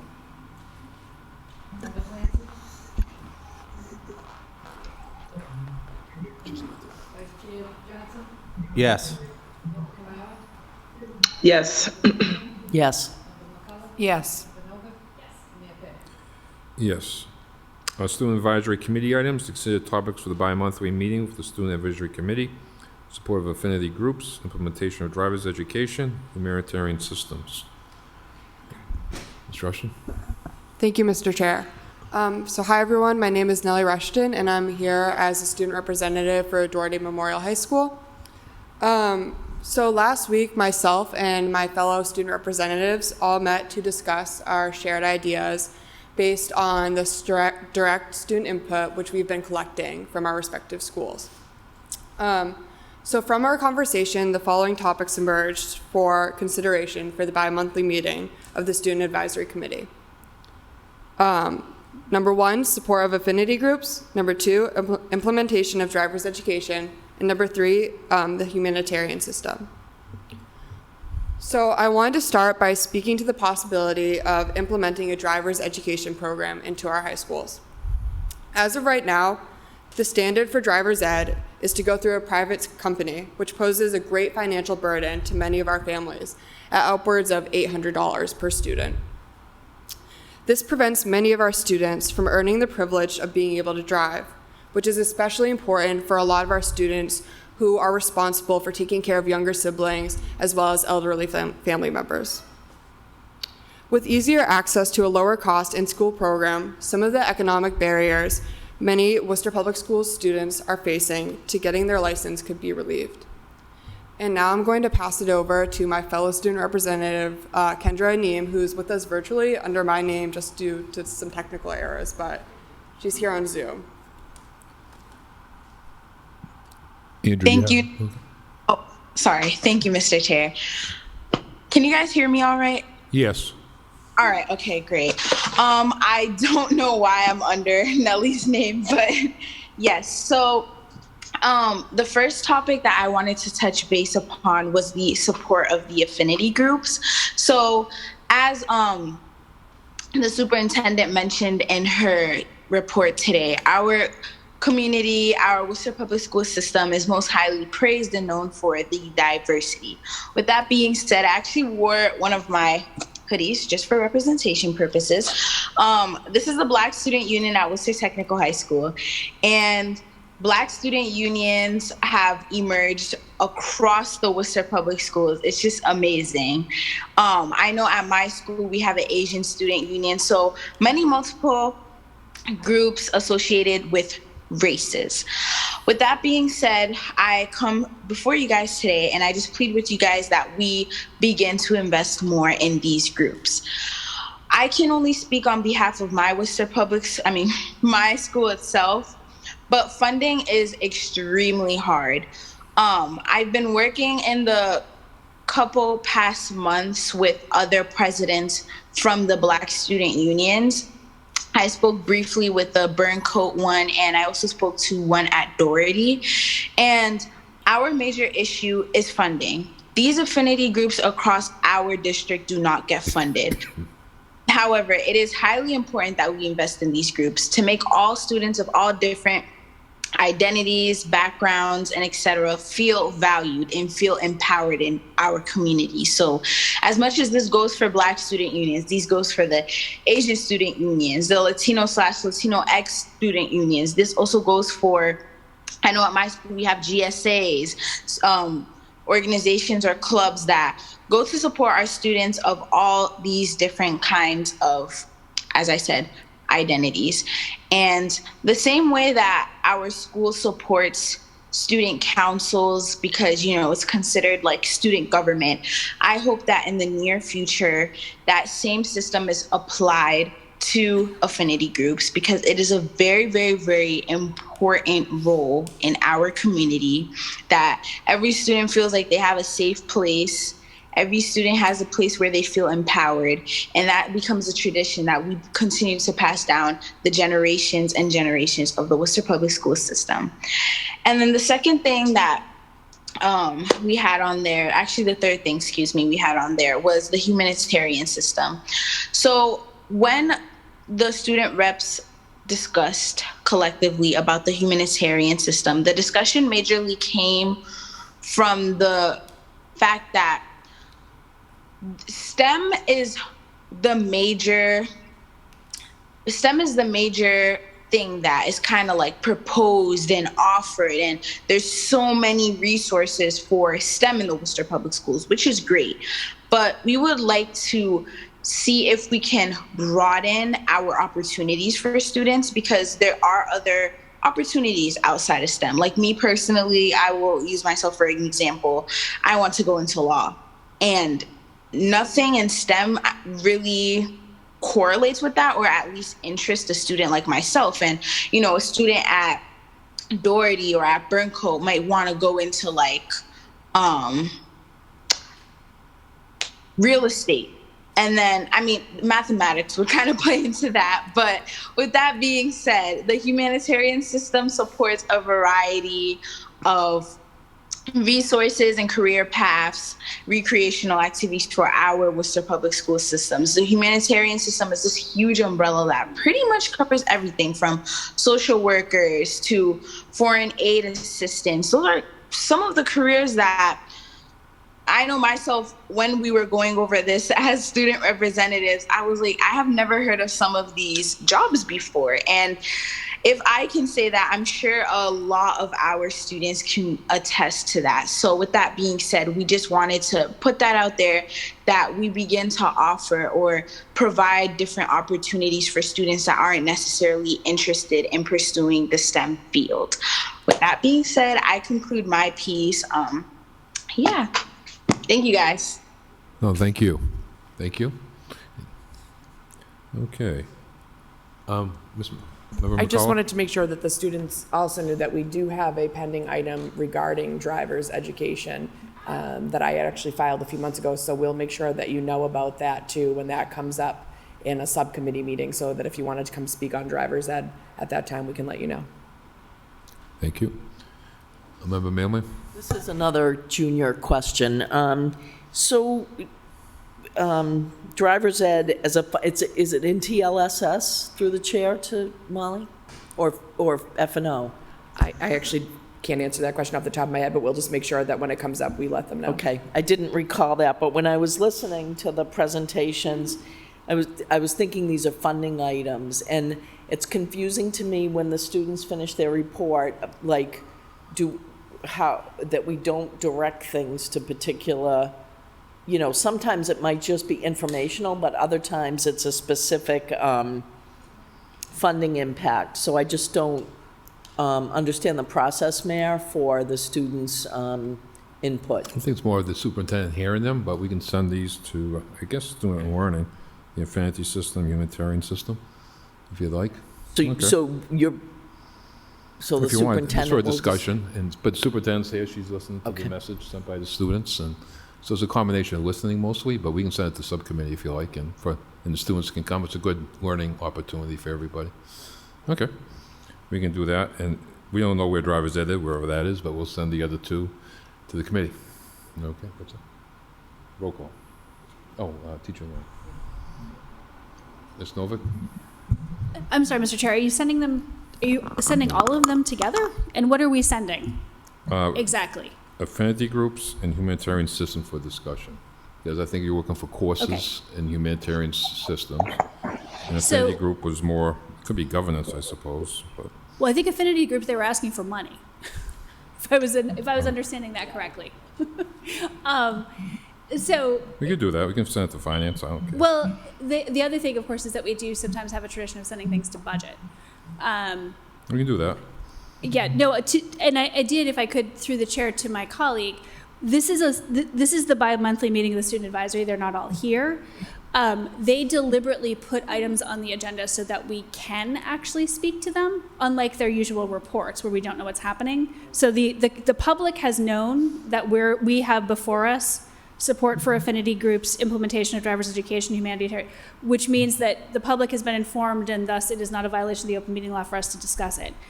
I think that if we want to make motions on this, we certainly can. At least it would. That's what we were doing. Would defer to although I think that we were simply referring, and I think I would argue, with all due respect, Mr. Chair, that this is for more than information.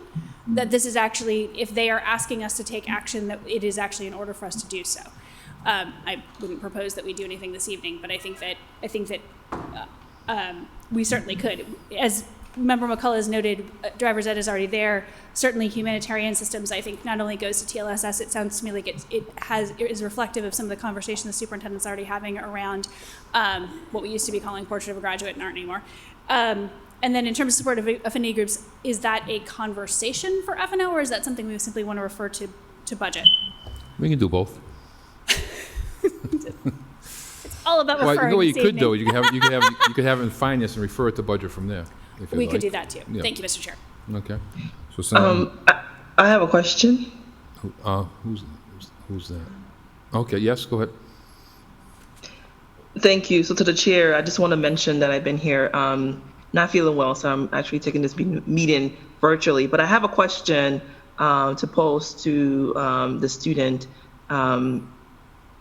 about either of our student representative about is the humanitarian system, is this a name, like an umbrella for all of the career paths that you made mention of? And is that somewhere in the district's file system description of programs? I want to understand, like, how did the name come about to form to be an umbrella term? Ms. Rushton? Sure.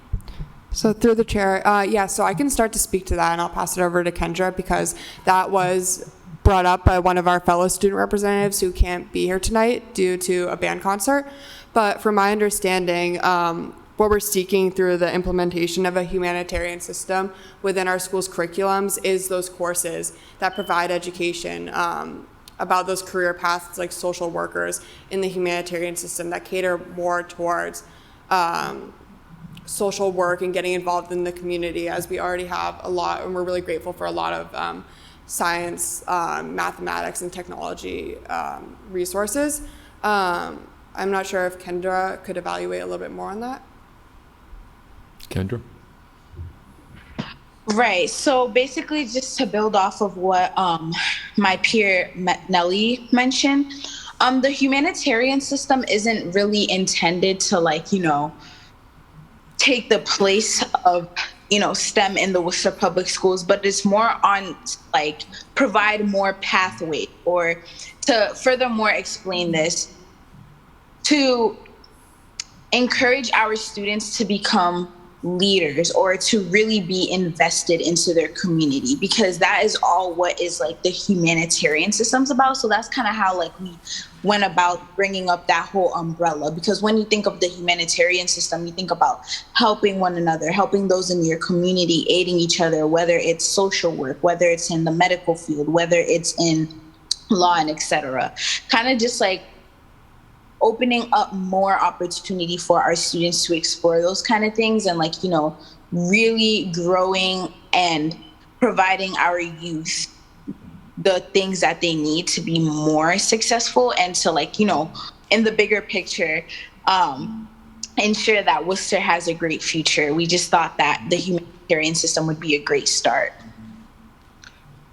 Thank you to the chair. I do think that's a wonderful like name. I think my question was just particularly about if you guys came up with this name, humanitarian system, or if we had it somewhere in our district, you know, somewhere in our district files, and you guys took that name and then have expanded upon it. But I do holistically agree with, you know, the career paths that you're talking about. I think we tend to almost, you know, lean towards more of the STEM academics. And I think having other options, like you said, for law, for example, and your role being on the school committee as a student representative, or on the school council, I think we need to, you know, clear out those systems and those paths to, you know, to a pathway for that can show how students can get involved in some way, somehow, and if you have an interest in law,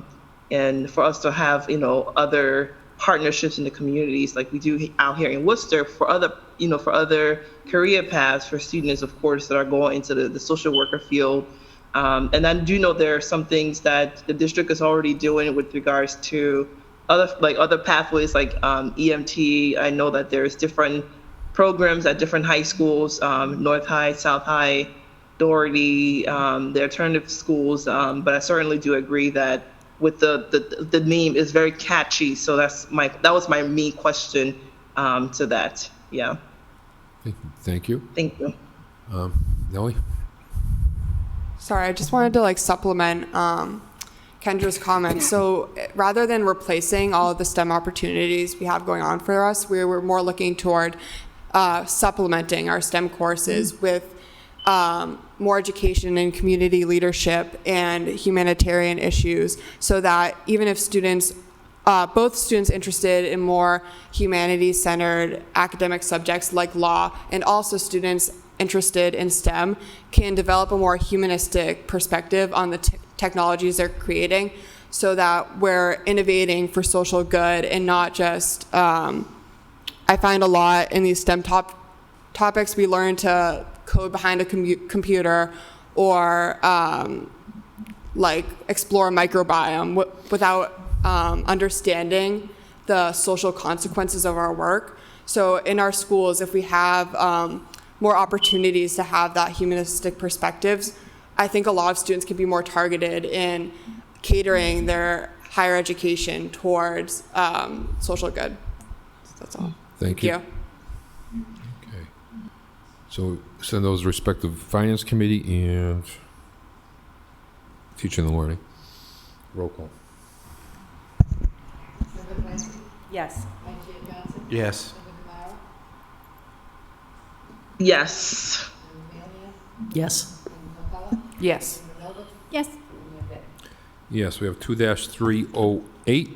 Consider approval of donation of $2,500 from vendor Howland of Troy to Worcester Technical High School. Roll call. Yes. Yes. Yes. Yes. Yes. Yes. Yes. I'm going to take the next three collectively unless somebody wants to speak on them, but to consider approval of the prior fiscal year payment amount of $5,182.35. To consider approval of the prior fiscal year payment amount of $41,352.91 to Devereaux Advanced Behavioral Health. And consider approval of the grant of $3,000 for fiscal year 2022 Whole Foods Kids Foundation Gardening Program. Everybody else set? Roll call. Yes. Yes. Yes. Yes. Yes. Yes. Yes. Response to the administration request to update the community on the Worcester Public Schools and COVID. Madam Superintendent? Yes, through the chair, thank you. So committee, you have the most updated cases. We have this from December 1st through December 14th. I'm going to read them down by quadrant. So for Burncoat, we had 16 students during that time period testing positive, 10 staff members. The attendance of our students was 88.76%. The attendance of staff was 76.5%. Doherty, we had 52 students testing positive for COVID during that time period, 18 staff. Student attendance was 90%, staff attendance was 72.8%. For our North Quadrant, 37 students, 35 staff members, 88.25% student attendance, staff attendance was 73.6%. And then finally, our South Quadrant, 43 students tested positive, 24 staff. The student attendance was 89.4% and staff attendance 71.6%. So overall for students, we had 148 students that tested positive. That is 75 more than last reported. And for staff, we had 107 who tested positive. That is 58 people more than last reported. District-wide, our attendance for students is 89.11%. Staff was 72.6%.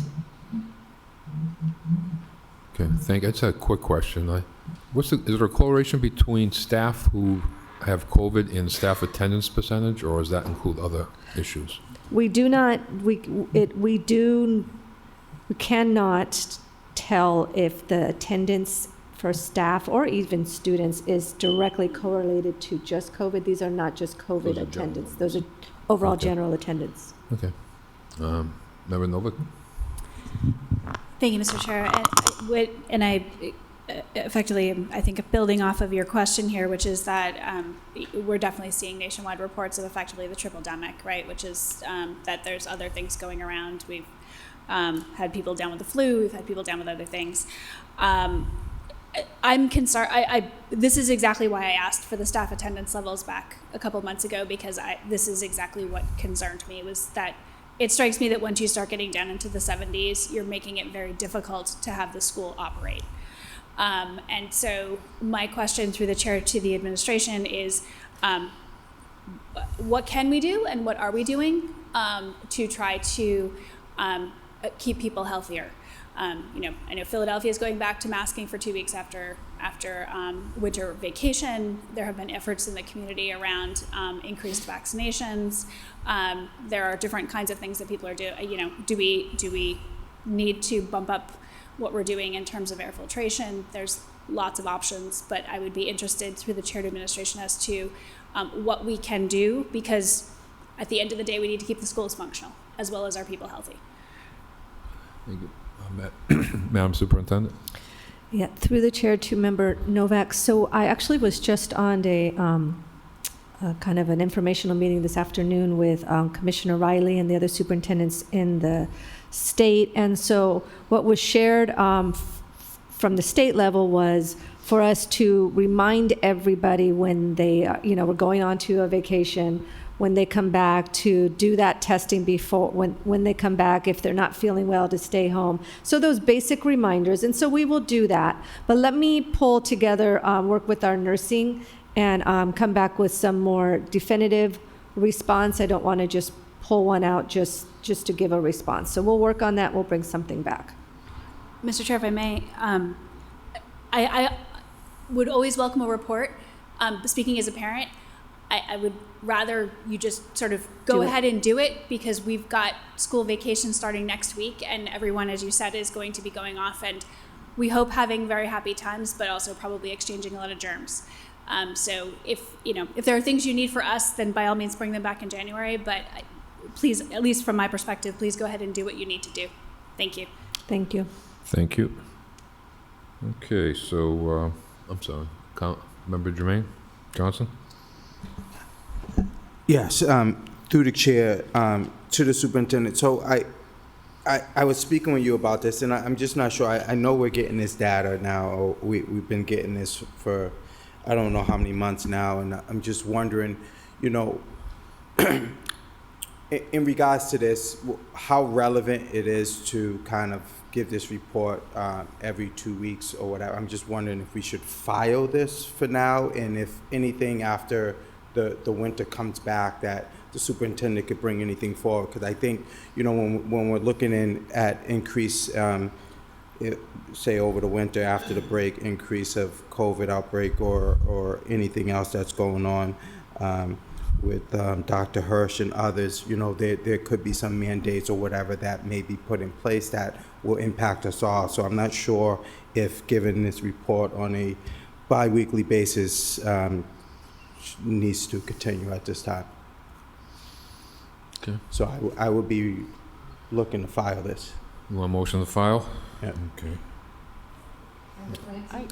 Make sure hang on. Member Mailman? Friendly amendment possibly to the file. I think the 75 or 72% district-wide staff attendance is a number to really pay attention to, and there is a triple pandemic throughout the country, and these are the numbers that not so much maybe the positive COVID cases, but the attendance numbers I think are really matter to us, and I would make a friendly amendment to continue this report through the end of March or April vacation or something like that. If my member is amenable to that. We have a motion to file, which takes precedent. We have an amendment also, which is to file this in end of March. Pretty much is what you're saying, right? Yeah. Okay. So the first one is to file it. Oh, prior to doing so, Member Clancy? Sorry, thank you. So through the chair, I actually was just thinking of a motion possibly that if we do file it, so it's not a report on here, but that could we get it in possibly our newsletter that we receive on Fridays to still receive the information? No, that's fine. Would you like, through the chair, on a weekly basis, or do you want me to do it every other week? Bi-weekly would be fine. Bi-weekly? Like the first Friday of the month, the third Friday of the month? Perfect. Starting in January? Yeah, that would be possibly an amendment to make, a motion to make. Okay, so if the motion to file succeeds, we'll go to the amendment to have it in the newsletter. Yes, thank you. Okay. Prior to doing so, Member Novick? Check me parliamentarily, please, Mr. Chair. I believe a motion to file is debatable, correct? I can ask a question regarding it? Yeah, I mean, you can debate it, yeah. Can I ask why? We actually just got the report that demonstrates exactly why we need the report. I genuinely, I don't understand why we would do this now. It's December 15th. We have a vacation coming up that lasts for 2 weeks. We have we've got rates of 70% of staffing. I think this is why we have the report. I'm happy to have it on the off weeks too. I'd love to know it when we're not here. But I also do think, I would be concerned if we move to only that, because I do think that, there is valid community concern. Every school district I have gone to in the last 2 or 3 weeks has been facing these staffing issues, and I am concerned that if the school committee doesn't actually discuss it, it certainly looks to the school district like we're not taking it seriously. And I take this very seriously. So, I certainly will oppose a motion to file, but I also genuinely don't understand a motion to file, Mr. Chair. Okay. Member Kamara? Thank you. I had my hand up for a while. Thank you. Yeah, so I just wanted to clarify, because I think I'm kind of with the same understanding as Member Novick there. Is it that we are saying that we're going to file GB 2-1818, and is that what it is, and that we'll take it in the superintendent's weekly or bi-weekly, whatever time we get that report? Correct. Yeah, I'm also with the same mindset as Members Novick. I really believe that this item here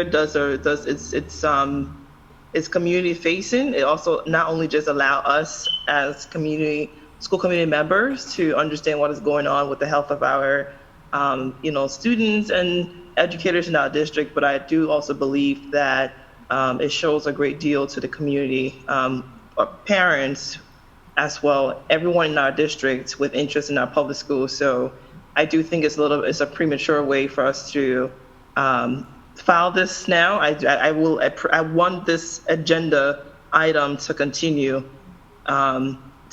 being on our school committee agenda. So I'm not going to agree to file this. Okay. Member Johnson? Thank you. To the chair, again, to my colleagues, I'm not representing or saying that this isn't serious or we shouldn't take a look at this. I would agree with Member Clancy. I think we could receive this information in a weekly report and we could deal with that. If we need to bring something back or make a motion or file another item to bring this back at a later date, I think we do. Let me ask this question to the superintendent. In regards to this information, do you feel that we could file this report and report out on COVID cases and staffing absences or attendance in a different manner? Madam Superintendent? Through the chair, so we can definitely put it into the weekly update or the update for the committee that you would have, and then you can choose to share it publicly if you want. That could be another route that this can go. In speaking with Member Johnson, the piece on it is what do we report the data, but we know that there's so much more behind it that is not, we don't even have that information. So it was kind of a, let's see where the committee is at in terms of maintaining this, and so we can move forward with having it. We can put in another manner. I do know that as a district, we were talking about having some things at a kind of a dashboard kind of thing. There's different ways we can get this out there. We also know that it's beyond COVID now, right? There's respiratory things going on, both nationally and locally. So it's trying to strike a balance of all of it. So Member Johnson and I spoke about it. It's one possibility to file it and bring back something in a different manner if you so choose. We keep it as is. We put it into the weekly update every other week. I wanted to get a pulse of where the committee was at. Okay. In regards to Member Novick's comment in regards to teacher attendance and the concern about that and what that could do with our kids in education, you're going to continue to track that as well as your team to ensure that, continue to take a look at those numbers as well, right? Yes, and when I saw these numbers this time, because these were much lower than we've seen in the past, I was curious, is this typical of this time of the year for Worcester? Is this an anomaly? What might be? So I'd want us to take a look at some trends. And so we're going to dig deeper into that. We need to understand the why behind it. Could very well be sickness. It could be exhaustion at this point of the school year. That's not uncommon also. So we do need to take a look at that. Okay. Thank you. Thank you. Member Mailman? So process question, if I understand, Mr. Mayor. First, you'll take Jermaine's item to file. Mm-hmm. Second, you'll take my item to continue this public report through at least March or April vacation. Well, it's sort of, yeah, but once we file, it's sort of like mute in that sense, but it's mute. If he wins, I'm saying. If yes. that passes, yeah. correct. Yeah. But the second motion, before we go to the weekly newsletter, which is not public, we would continue this through April vacation or something. Is that correct? We would do the. That would be the second. If yours passes at the end of March, right? Yeah. Okay. Yeah.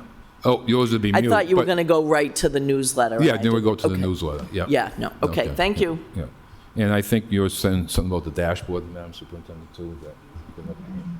That's a possibility. I'm not sure where we are with that. So, I think I wouldn't want that to be the commitment, and then we couldn't get it going fast enough, right? Yeah.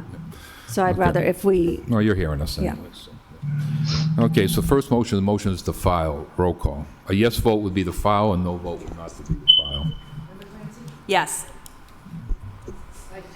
Yes. Yes.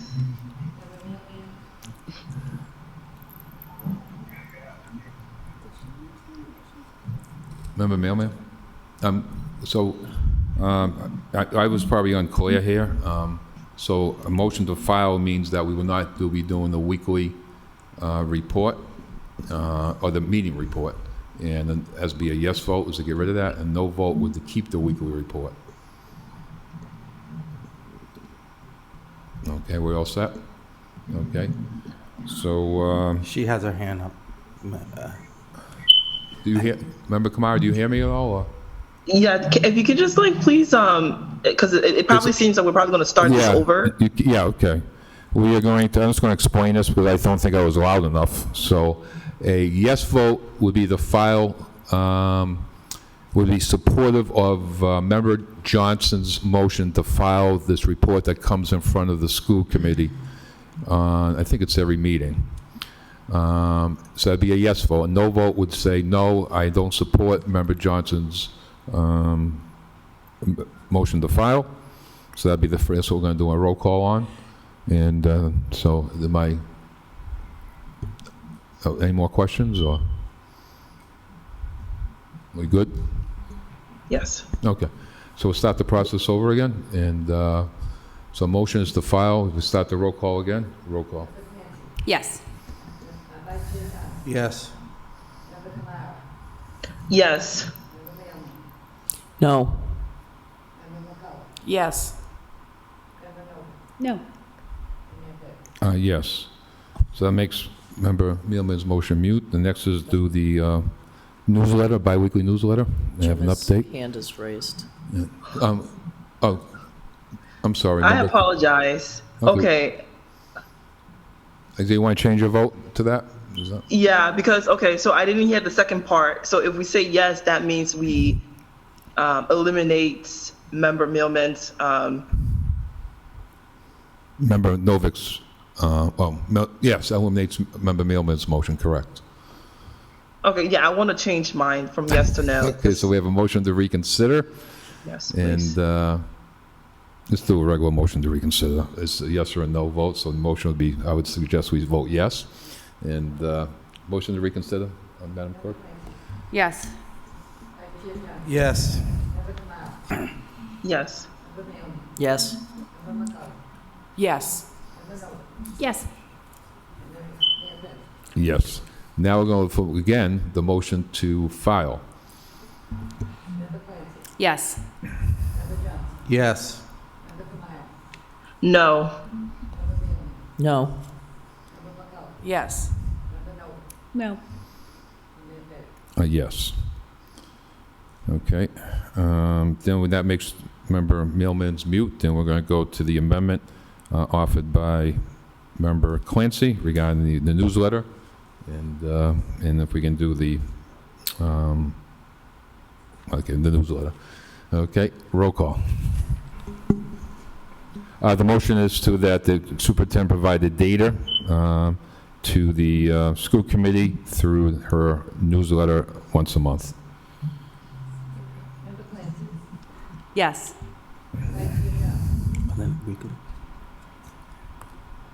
Point of clarification? Okay. Once a month? Or Well, I once thought it was bi-weekly, yes. I thought, when do you want to do that? I'm sorry.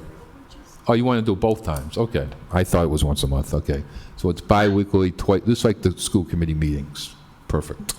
Okay, so the motion is that we're going to have a motion that the superintendent will provide twice a month, or coinciding to our meeting schedule, the data of absences regarding COVID. Roll call. Yes. Yes.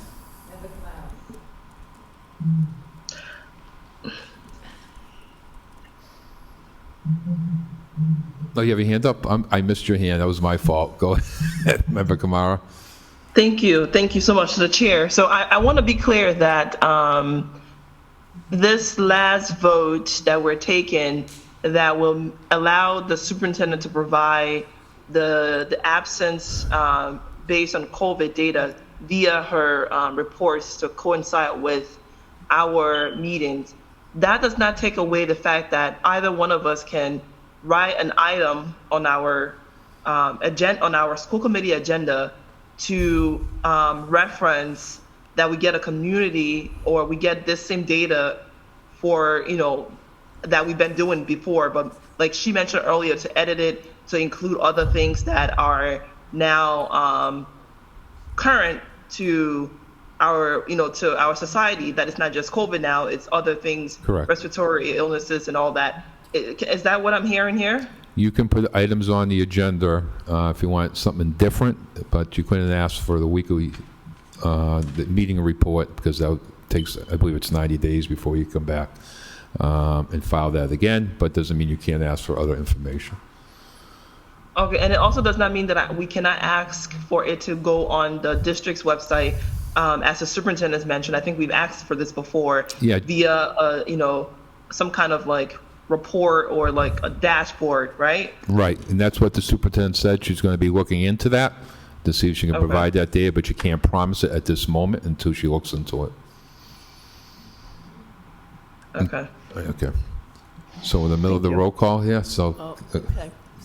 Council Mailman, Member Mailman. So what we've accomplished is we're going to get the information, but it's not going to be public. Right. Yeah. Okay. Well, she's going to look to see if she can put it on the dashboard. Okay. And, okay, where are we? Can you complete the roll call with, start again. Yes. Vice Chair Johnson. Yes. Member Kalal. No. Member Neal. No. Member McCullough. Yes. Member Noble. Yes. And Mayor Petty. Yes. Okay, so now we are going to move on from there. We're going to go to the response to administration's request superintendent update the school committee on memorandum of understanding between the Worcester Police Department and school liaison officers, and provide updates at subsequent school committee meetings to include plans for the work in MOU. Madam Superintendent.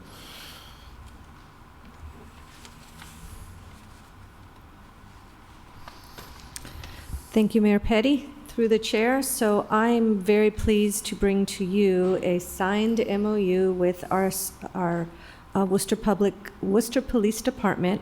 First, before I jump into what is in front of you, I want to thank first Brian Allen, my deputy superintendent, for I think 14 versions of this document. So thank you for the time and commitment. I want to thank the Safety Task Force that really held us to an expectation of working together, and we did achieve that. I want to thank City Manager Bautista, and then finally Chief Sergeant for finding a way to make this work for both Worcester Public Schools and Worcester Police Department.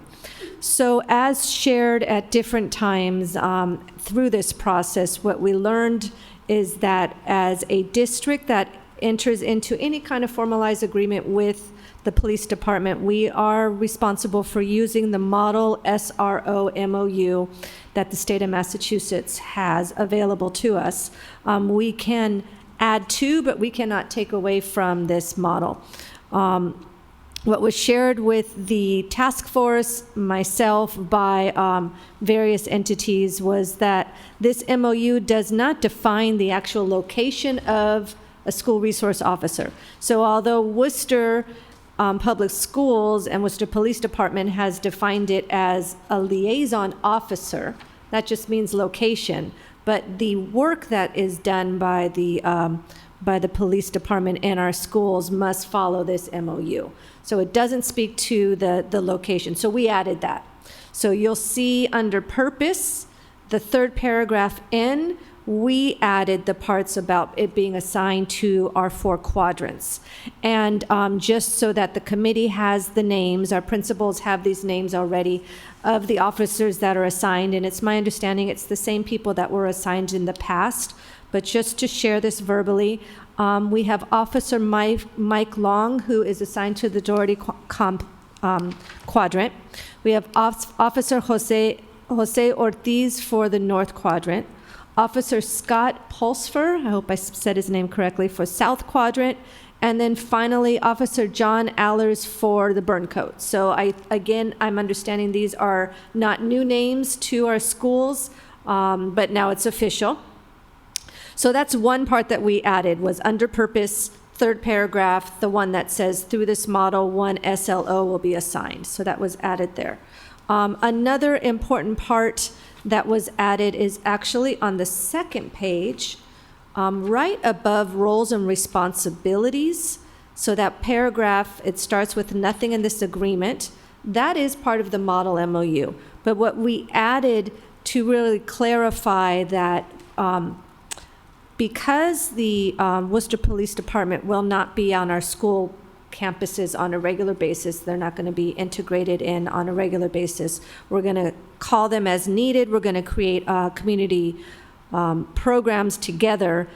We wanted to be sure that they aren't put in a place where we're expecting them to practice things that would be hard for them to practice and really should be the job of the school administration. So we added this sentence in here about alternative disciplinary approaches, that prior to engaging with law enforcement, we will use alternative disciplinary approaches, including restorative justice, and that this will be used by our school administration. So we wanted to just call that out there and make sure that our police weren't put into situations where they're not going to be able to meet this expectation. So that's why that sentence was added. Doesn't take away from the fact that they will work with us on restorative practices in our schools, but the daily in and out of working in a restorative manner comes through those who work with our youth closest and on a regular basis. That's our school administration. Another big change, let me find it, is on page 4. So because we wanted to be sure that that there's communication between our school liaison officers and our executive directors who are, providing oversight of their entire quadrant, we added it's about a third of the way down, the 4th paragraph. Executive directors will arrange a meeting with the SLO at the beginning of the school year with the principals. So you could picture that they're going to sit down together at the beginning of every school year, make sure that there is communication that's going on, develop relationships, and then discuss the best way for the interaction between the SLO and the school administrator.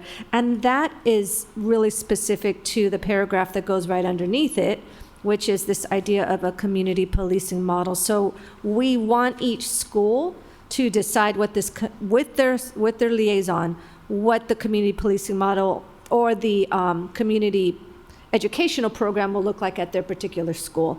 So, for example, I'm trying to remember, I think it might be Forest Grove was already entering into a pilot with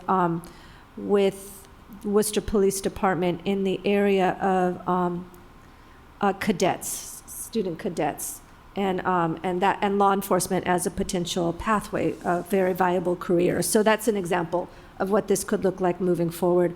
But that will start with, at the beginning of the year, sitting down and going through that. Obviously, we're midway through the year, so they will facilitate that meeting, and then we'll get on track moving forward. There's another piece, actually right underneath that middle of the section about roles and responsibilities. So committee, that we have a new position, Administrative Director of Positive Youth Development. That position is going to be instrumental in leading the restorative practices work in the district. And so that will be the person who will serve as the liaison between the Worcester Police Department and the public schools. And I will be bringing forward a name. We have a name for that, but I don't want to announce it yet. But they will be starting with us in January, and so I'll bring that forward to you. so that you know. They haven't shared it yet publicly, and so there's a few other moving pieces there. So that's another addition. The last part, let me make sure that I just want to emphasize for you, so there's a lot in here. Make sure. Yeah, our final addition is actually towards the very end on page 12.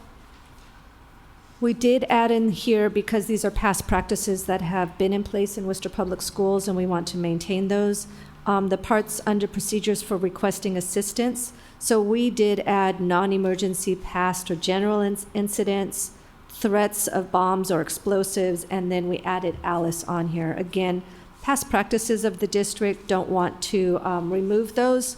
We wouldn't remove something that is working. We want to keep improving upon it. So we kept that in there. And you can see that this was signed by the chief and I on December 1st. And so with that, I welcome any questions. Member Clancy?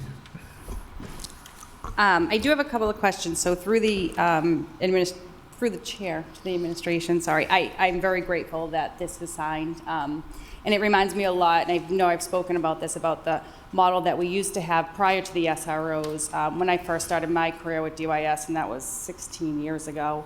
And I'm very happy to hear some of the officers' names, because I know our students are very familiar with them, and they've had some great relationships with them. First question I have is in regards to there's a lot of training in here.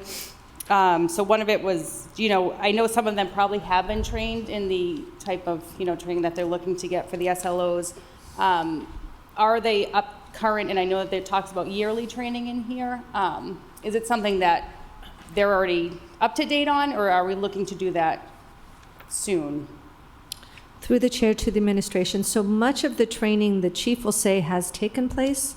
What we want to be sure is that there is training that's a combined training. That has not happened yet. So specifically around the restorative practices work, so that we have some common language. So as soon as our administrative director for Positive Youth comes on, then we can have that individual start to put together a training plan, not just for our SLOs, but for our schools as well, because we need everyone with the same common knowledge, and then that will move forward from there. But there are, from what I understand from our chief of police, annual trainings that school resource officers must go through. Okay, great. And then I do have one last question for administration.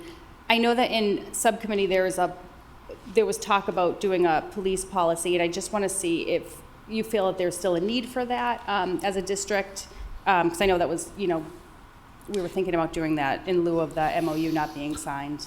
So through the chair, at this point, I would like to hold on that. I do think that the committee we need to take a look at this and see if there's any existing policies that may need to be changed. But I believe I'd at least like us to use this, and we are working on something that is not policy related, but much more procedural, with the team that we're going to be rolling out with our principals.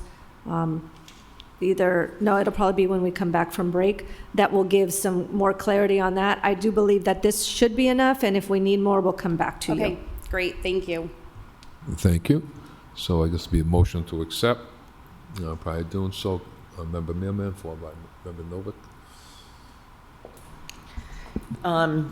I think it's terrific that this got signed. I think there's been a lot of community discussion about why it hadn't been signed, and I think that the chief and the city manager and yourself and the superintendent, and I know Brian Allen also worked with Officer Lopez on these documents over and over again. So the spirit of what I read here is, I think, what I certainly had hoped for, and I'm sure many of the rest of us had hoped for. I hope that the opportunities in here, and I call out specifically, on page 1 we say, through this model, one SLO will be assigned, and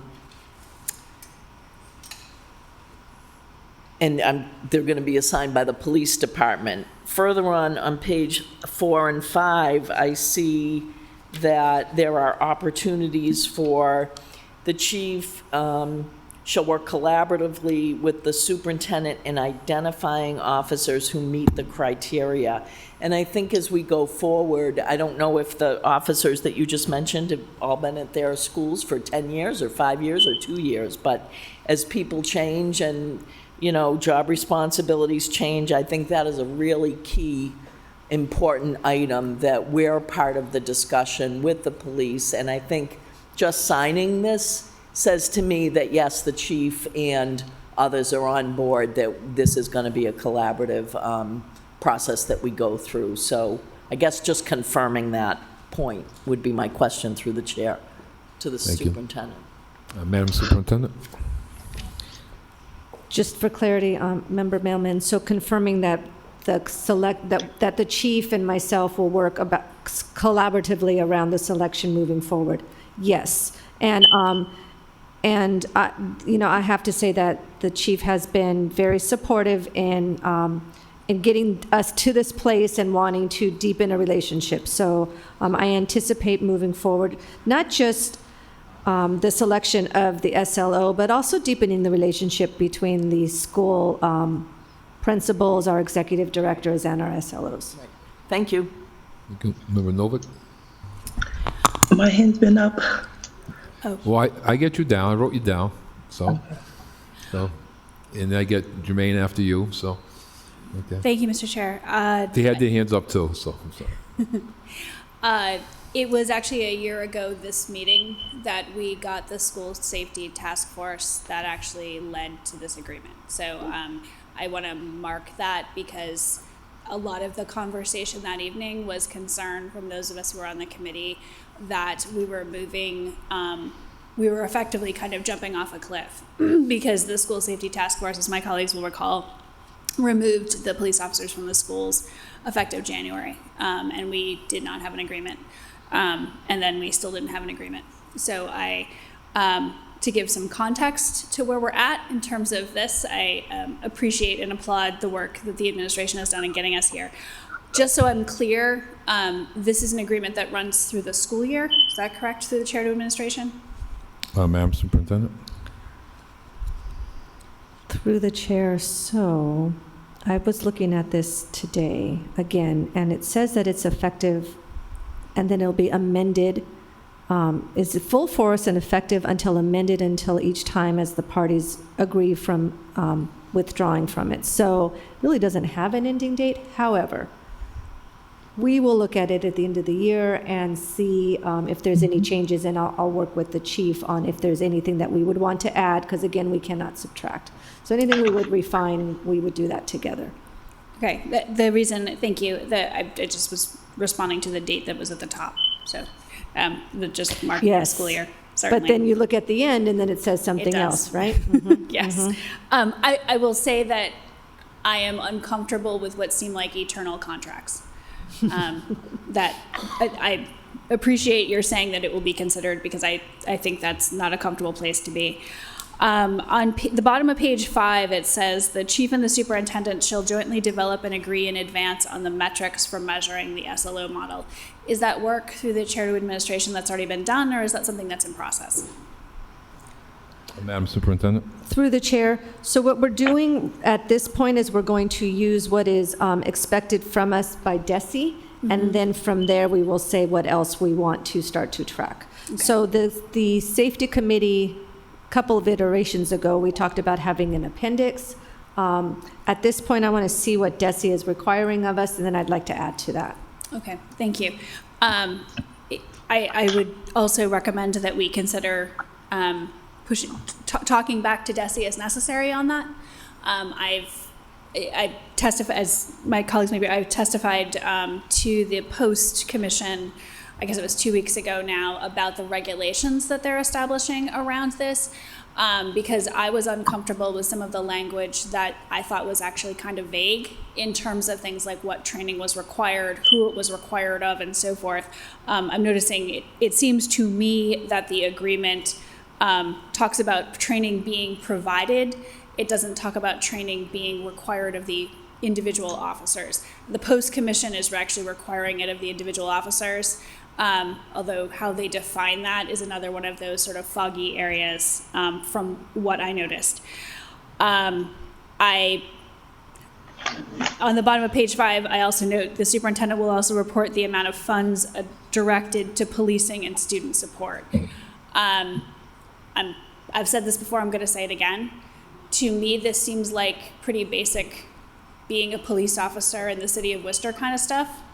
And I am much in the way that the fire department provides services to the Worcester public schools, the police department does too. The idea that the police department somehow needs individual payment for that, which I understand we don't write them a check, nonetheless. I'm displeased by that. I don't think that it's actually an accurate reflection of what's going on here. The only other thing that I wanted to say is I would recommend to the administration, I know that this is being reviewed as part of the security protocols. There is actually pretty substantive data out there that's questioning the utility of Alice. And I understand it's in there because we're not going to jump off something in the middle of the year. That's fine. But I know that this is also a data-driven administration, and I would commend to your attention the data that actually exists on that. Thank you. Thank you. Member Kamara? Thank you to the chair. I will, like my other committee members have commended the administration for this report. I have heard from members in the community raving about this MOU and how it is consistent with what community members, our students, parents have been advocating for. And I just have some questions to add, and I just want to first of all say thank you to our superintendent and her staff members for this, and working with the task force. I heard earlier that this MOU has an annual review process, or that we are going to be supportive of an annual review process since the language appears that it is continuous. And I believe by the state regulation, the entire content or implementation verbiage is on a 4-year, kind of 4 or 5 years, or it's now been 4 years. And that we as a district, now that we're implementing this mid-December, we're way advanced in the academic school year, that every year we'll have an annual review process. And to speak to that process, I want to also ask if the district is going to publicize the MOU via the district's website, and also engage in sharing with parents specifically about the role and plus responsibilities of the police and its engagement with our public schools. I would like to see that happen, and I believe that can be the job of the staff person mentioned in that document, or other staff members that we've approved the job description for. I also want to ask if the administration is thinking about creating a space for their annual review to allow feedback from students, educators, and I understand that the entire review process is solely based upon the chief of police and our superintendent to be able to allow such things to occur. But I will like to understand and hear from our superintendent if such is, going to be implemented in the future. And lastly, I would like to also learn if we are going to have some form of a complaint process. So if members in the community or students, educators who have complaints can have a portal or system where they can submit their complaints to. And I believe that is somewhere in the contract, in the language of the contract. And for that complaint process to also have language accessibility in there as well. And for the person who is submitting that complaint to also have protection from that, of the entire process. So I've said a lot, but I would just want to kind of understand how, as a district, how are we thinking about sharing this news to our educators, our students, and other members in the community about this MOU, the responsibilities and the roles here, and then also participation in review process, if there would be any, and then a way for complaints to the administration or the police, the chief of police. Madam Superintendent? Through the chair, Member Camara, if I forget one, you just let me know, okay? So the annual review process, we will be including anyone who, we will include both students, staff at the schools, because we need that data in order to know how well this is working. And that would include some kind of survey that we would send out to our families. So we would do that all at the same time, most likely using Thought Exchange to capture that data so that we can it takes care of the language for us.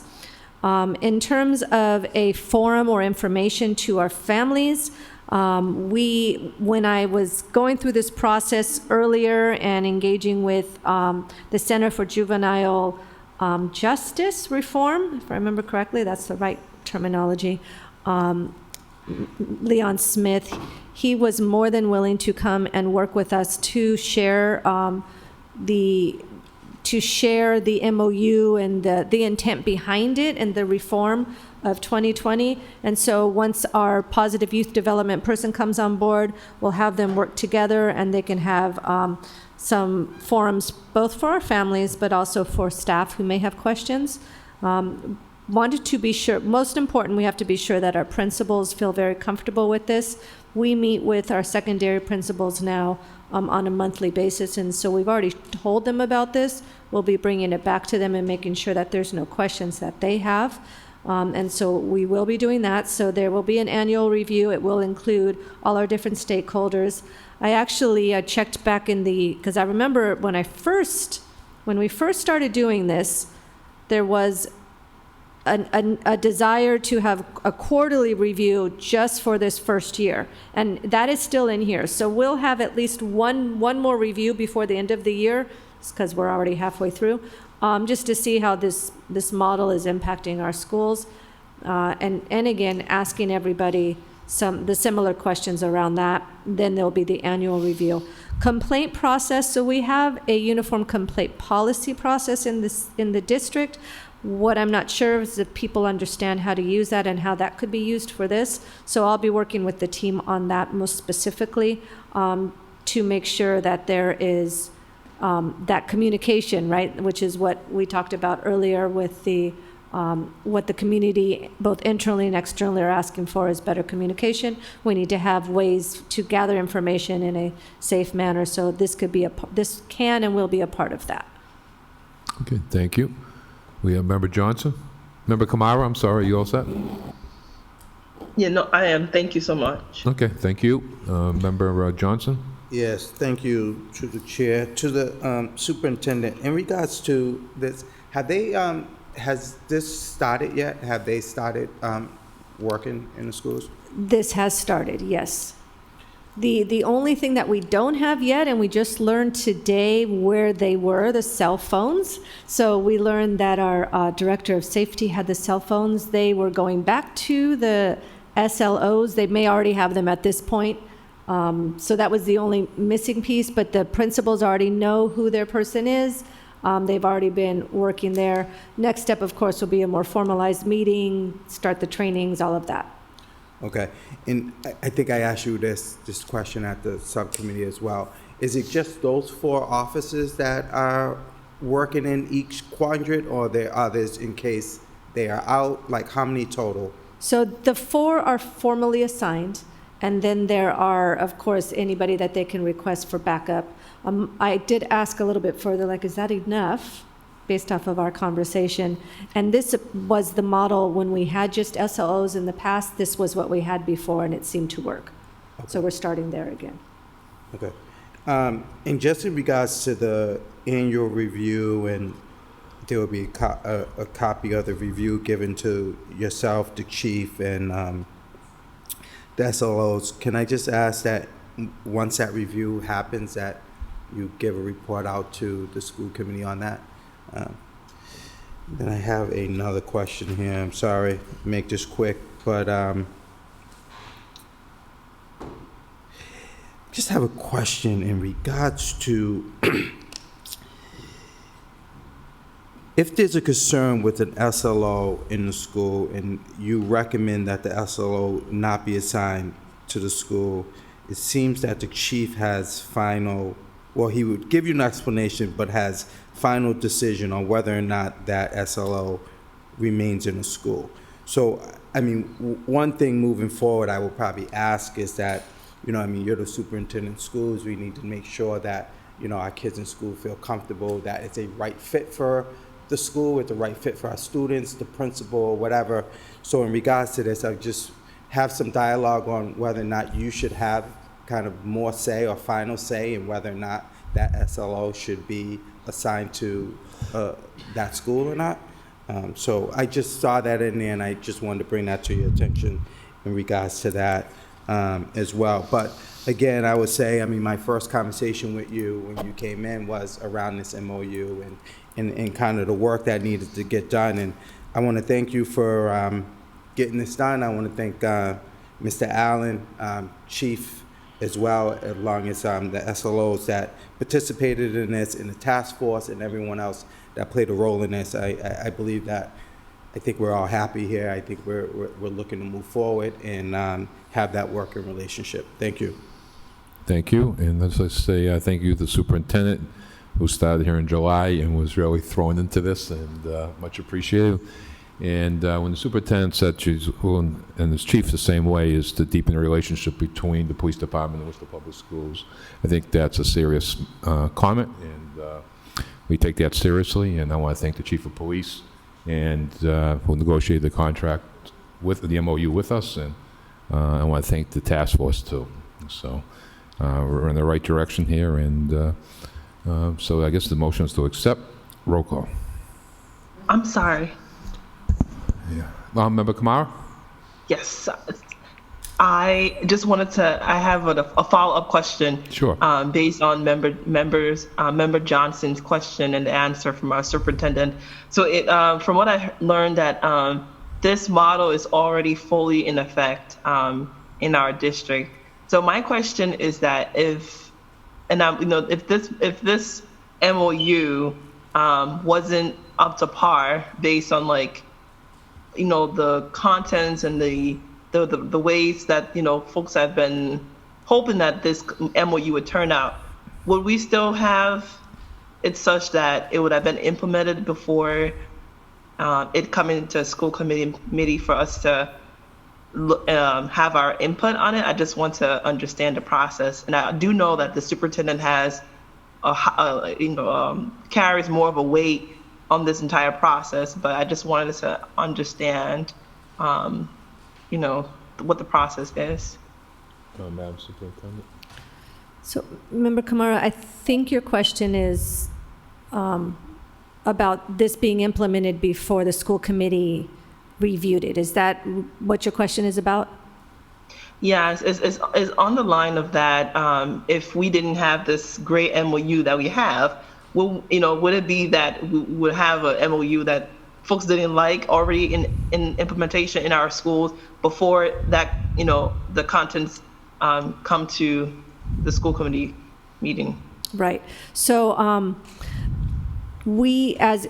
honestly, the majority, I'm going to say about 97% of this MOU is the model MOU from the state. So all we did was add to it, and because it was my understanding that the school committee wanted the model MOU, we were in alignment with what we had to do anyway. So we weren't having to recreate a new MOU. We were taking the existing MOU that the state has and just augmenting it with some more clarity of language so that these police can actually partner with us on this. It was also my understanding that The school committee does not actually approve this. This is actually something that is approved between the superintendent and the chief of police.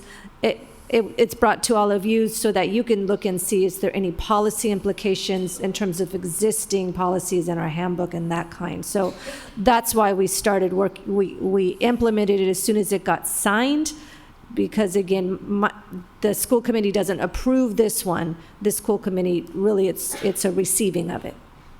Okay, thank you. You're welcome. Okay. Roll call. What's that? No, it's already approved, but I think it's mostly a roll call to accept it and say, good job.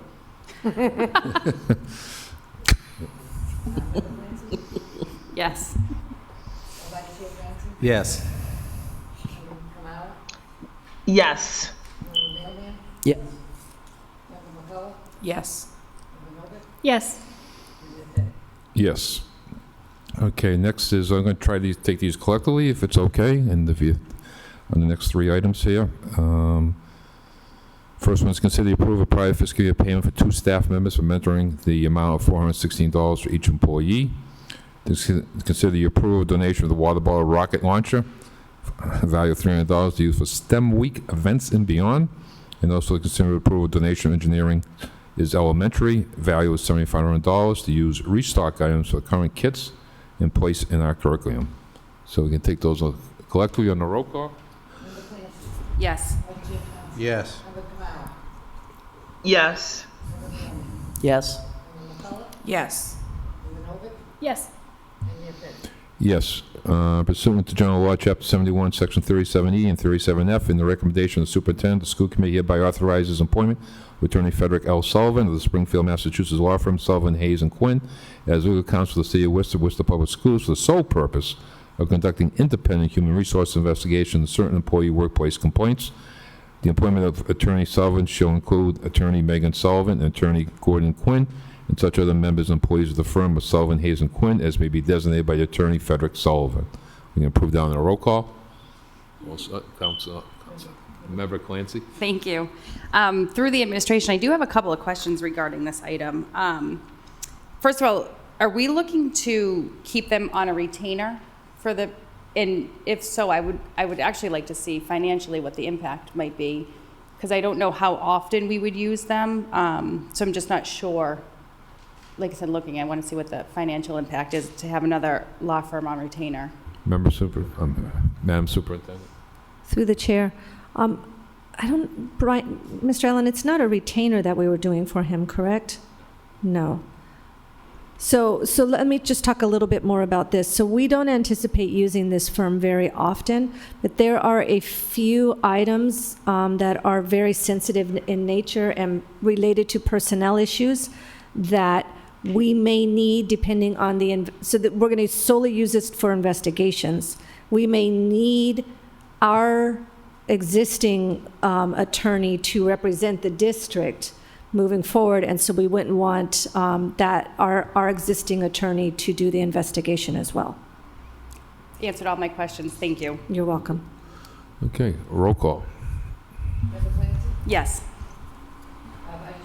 Yes. Yes. Yes. Yes. Yes. Yes, to consider approve the job description of the Assistant Environmental Health and Safety Coordinator. We can approve it on the roll call. Yes. Yes. Yes. Yes. Yes. Yes, to consider... Member McCullough? Yes. Yes. Okay, to consider the approval of the job description of the Assistant Director Intramural in Interscholastic Athletics. Roll call. Member Clancy? I just do have one question through the chair to administration, and I believe I know the answer. This is actually, we had approved this job back in the spring. This is just a little bit of change that you made to the job title and description. Is that correct? Through the chair, yes. There's quite a few that were approved with the previous budget that we're bringing forward now after reviewing and making sure they were necessary. This is one. Thank you. Thank you. Member Amelia? So I guess I didn't catch it the first time if this is the second pass, but this is quite a job description.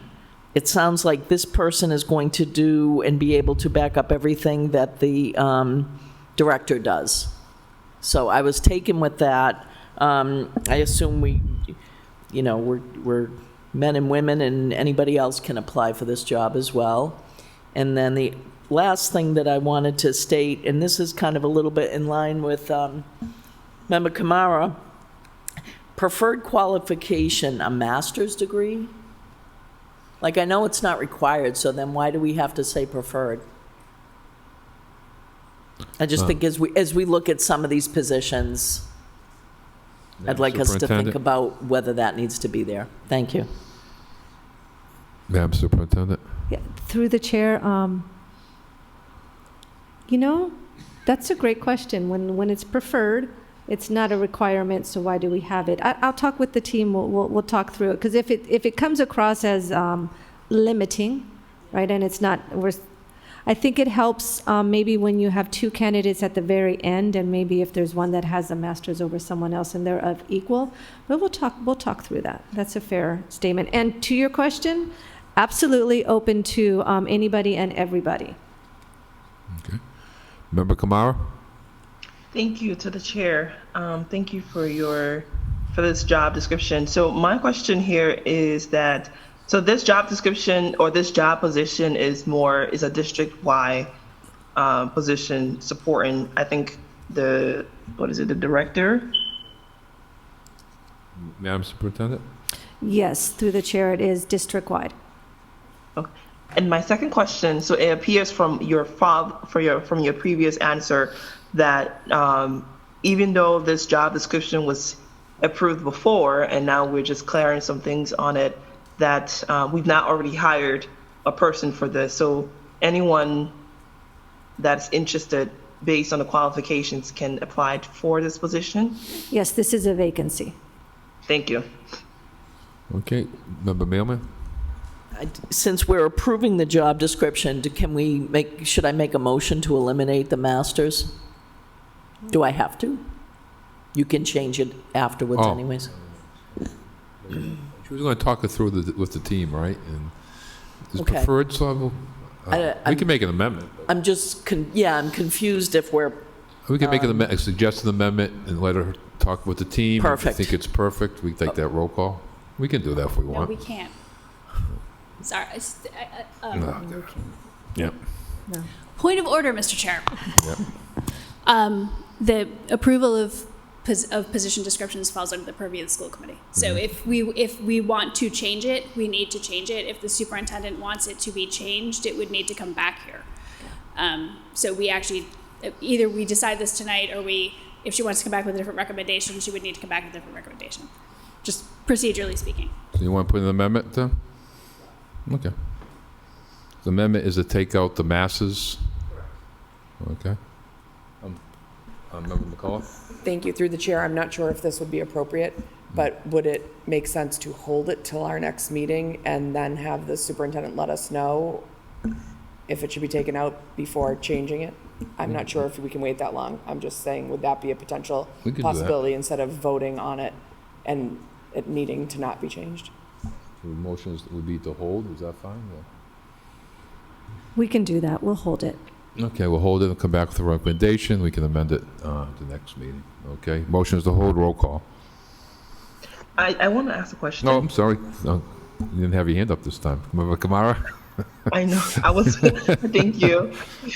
I want to ask the administration if by holding this, does that impede any work for or on the director so far? Madam Superintendent? So, yes, however, we are going into winter break, and so we will have a week off, and so it's not a huge, it's not ideal, but it can, we can make it work, and we will be ready to bring it back on January, I think it's 5th, so it's not that far off. Thank you for asking, though. Okay. All set. Motion's to hold. Roll call. Yes.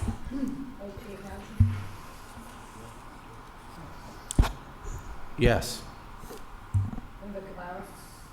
Yes. Yes. Yes. Yes. Yes. Now we consider the budget calendar. Refer to the finance and operations. As it reads. Roll call. Yes. Yes. Yes. Yes. Yes. That brings us to the end of the meeting. Wish everybody a happy holiday and enjoy your Christmas and Hanukkah and Kwanzaa, and we'll see you back at probably, are we meeting on the 5th? January 5th. We will see you. Motion to adjourn. Roll call. Yes. Yes. Yes. Yes. Oh, sorry. Yes. Member No, she McCullough? Yes.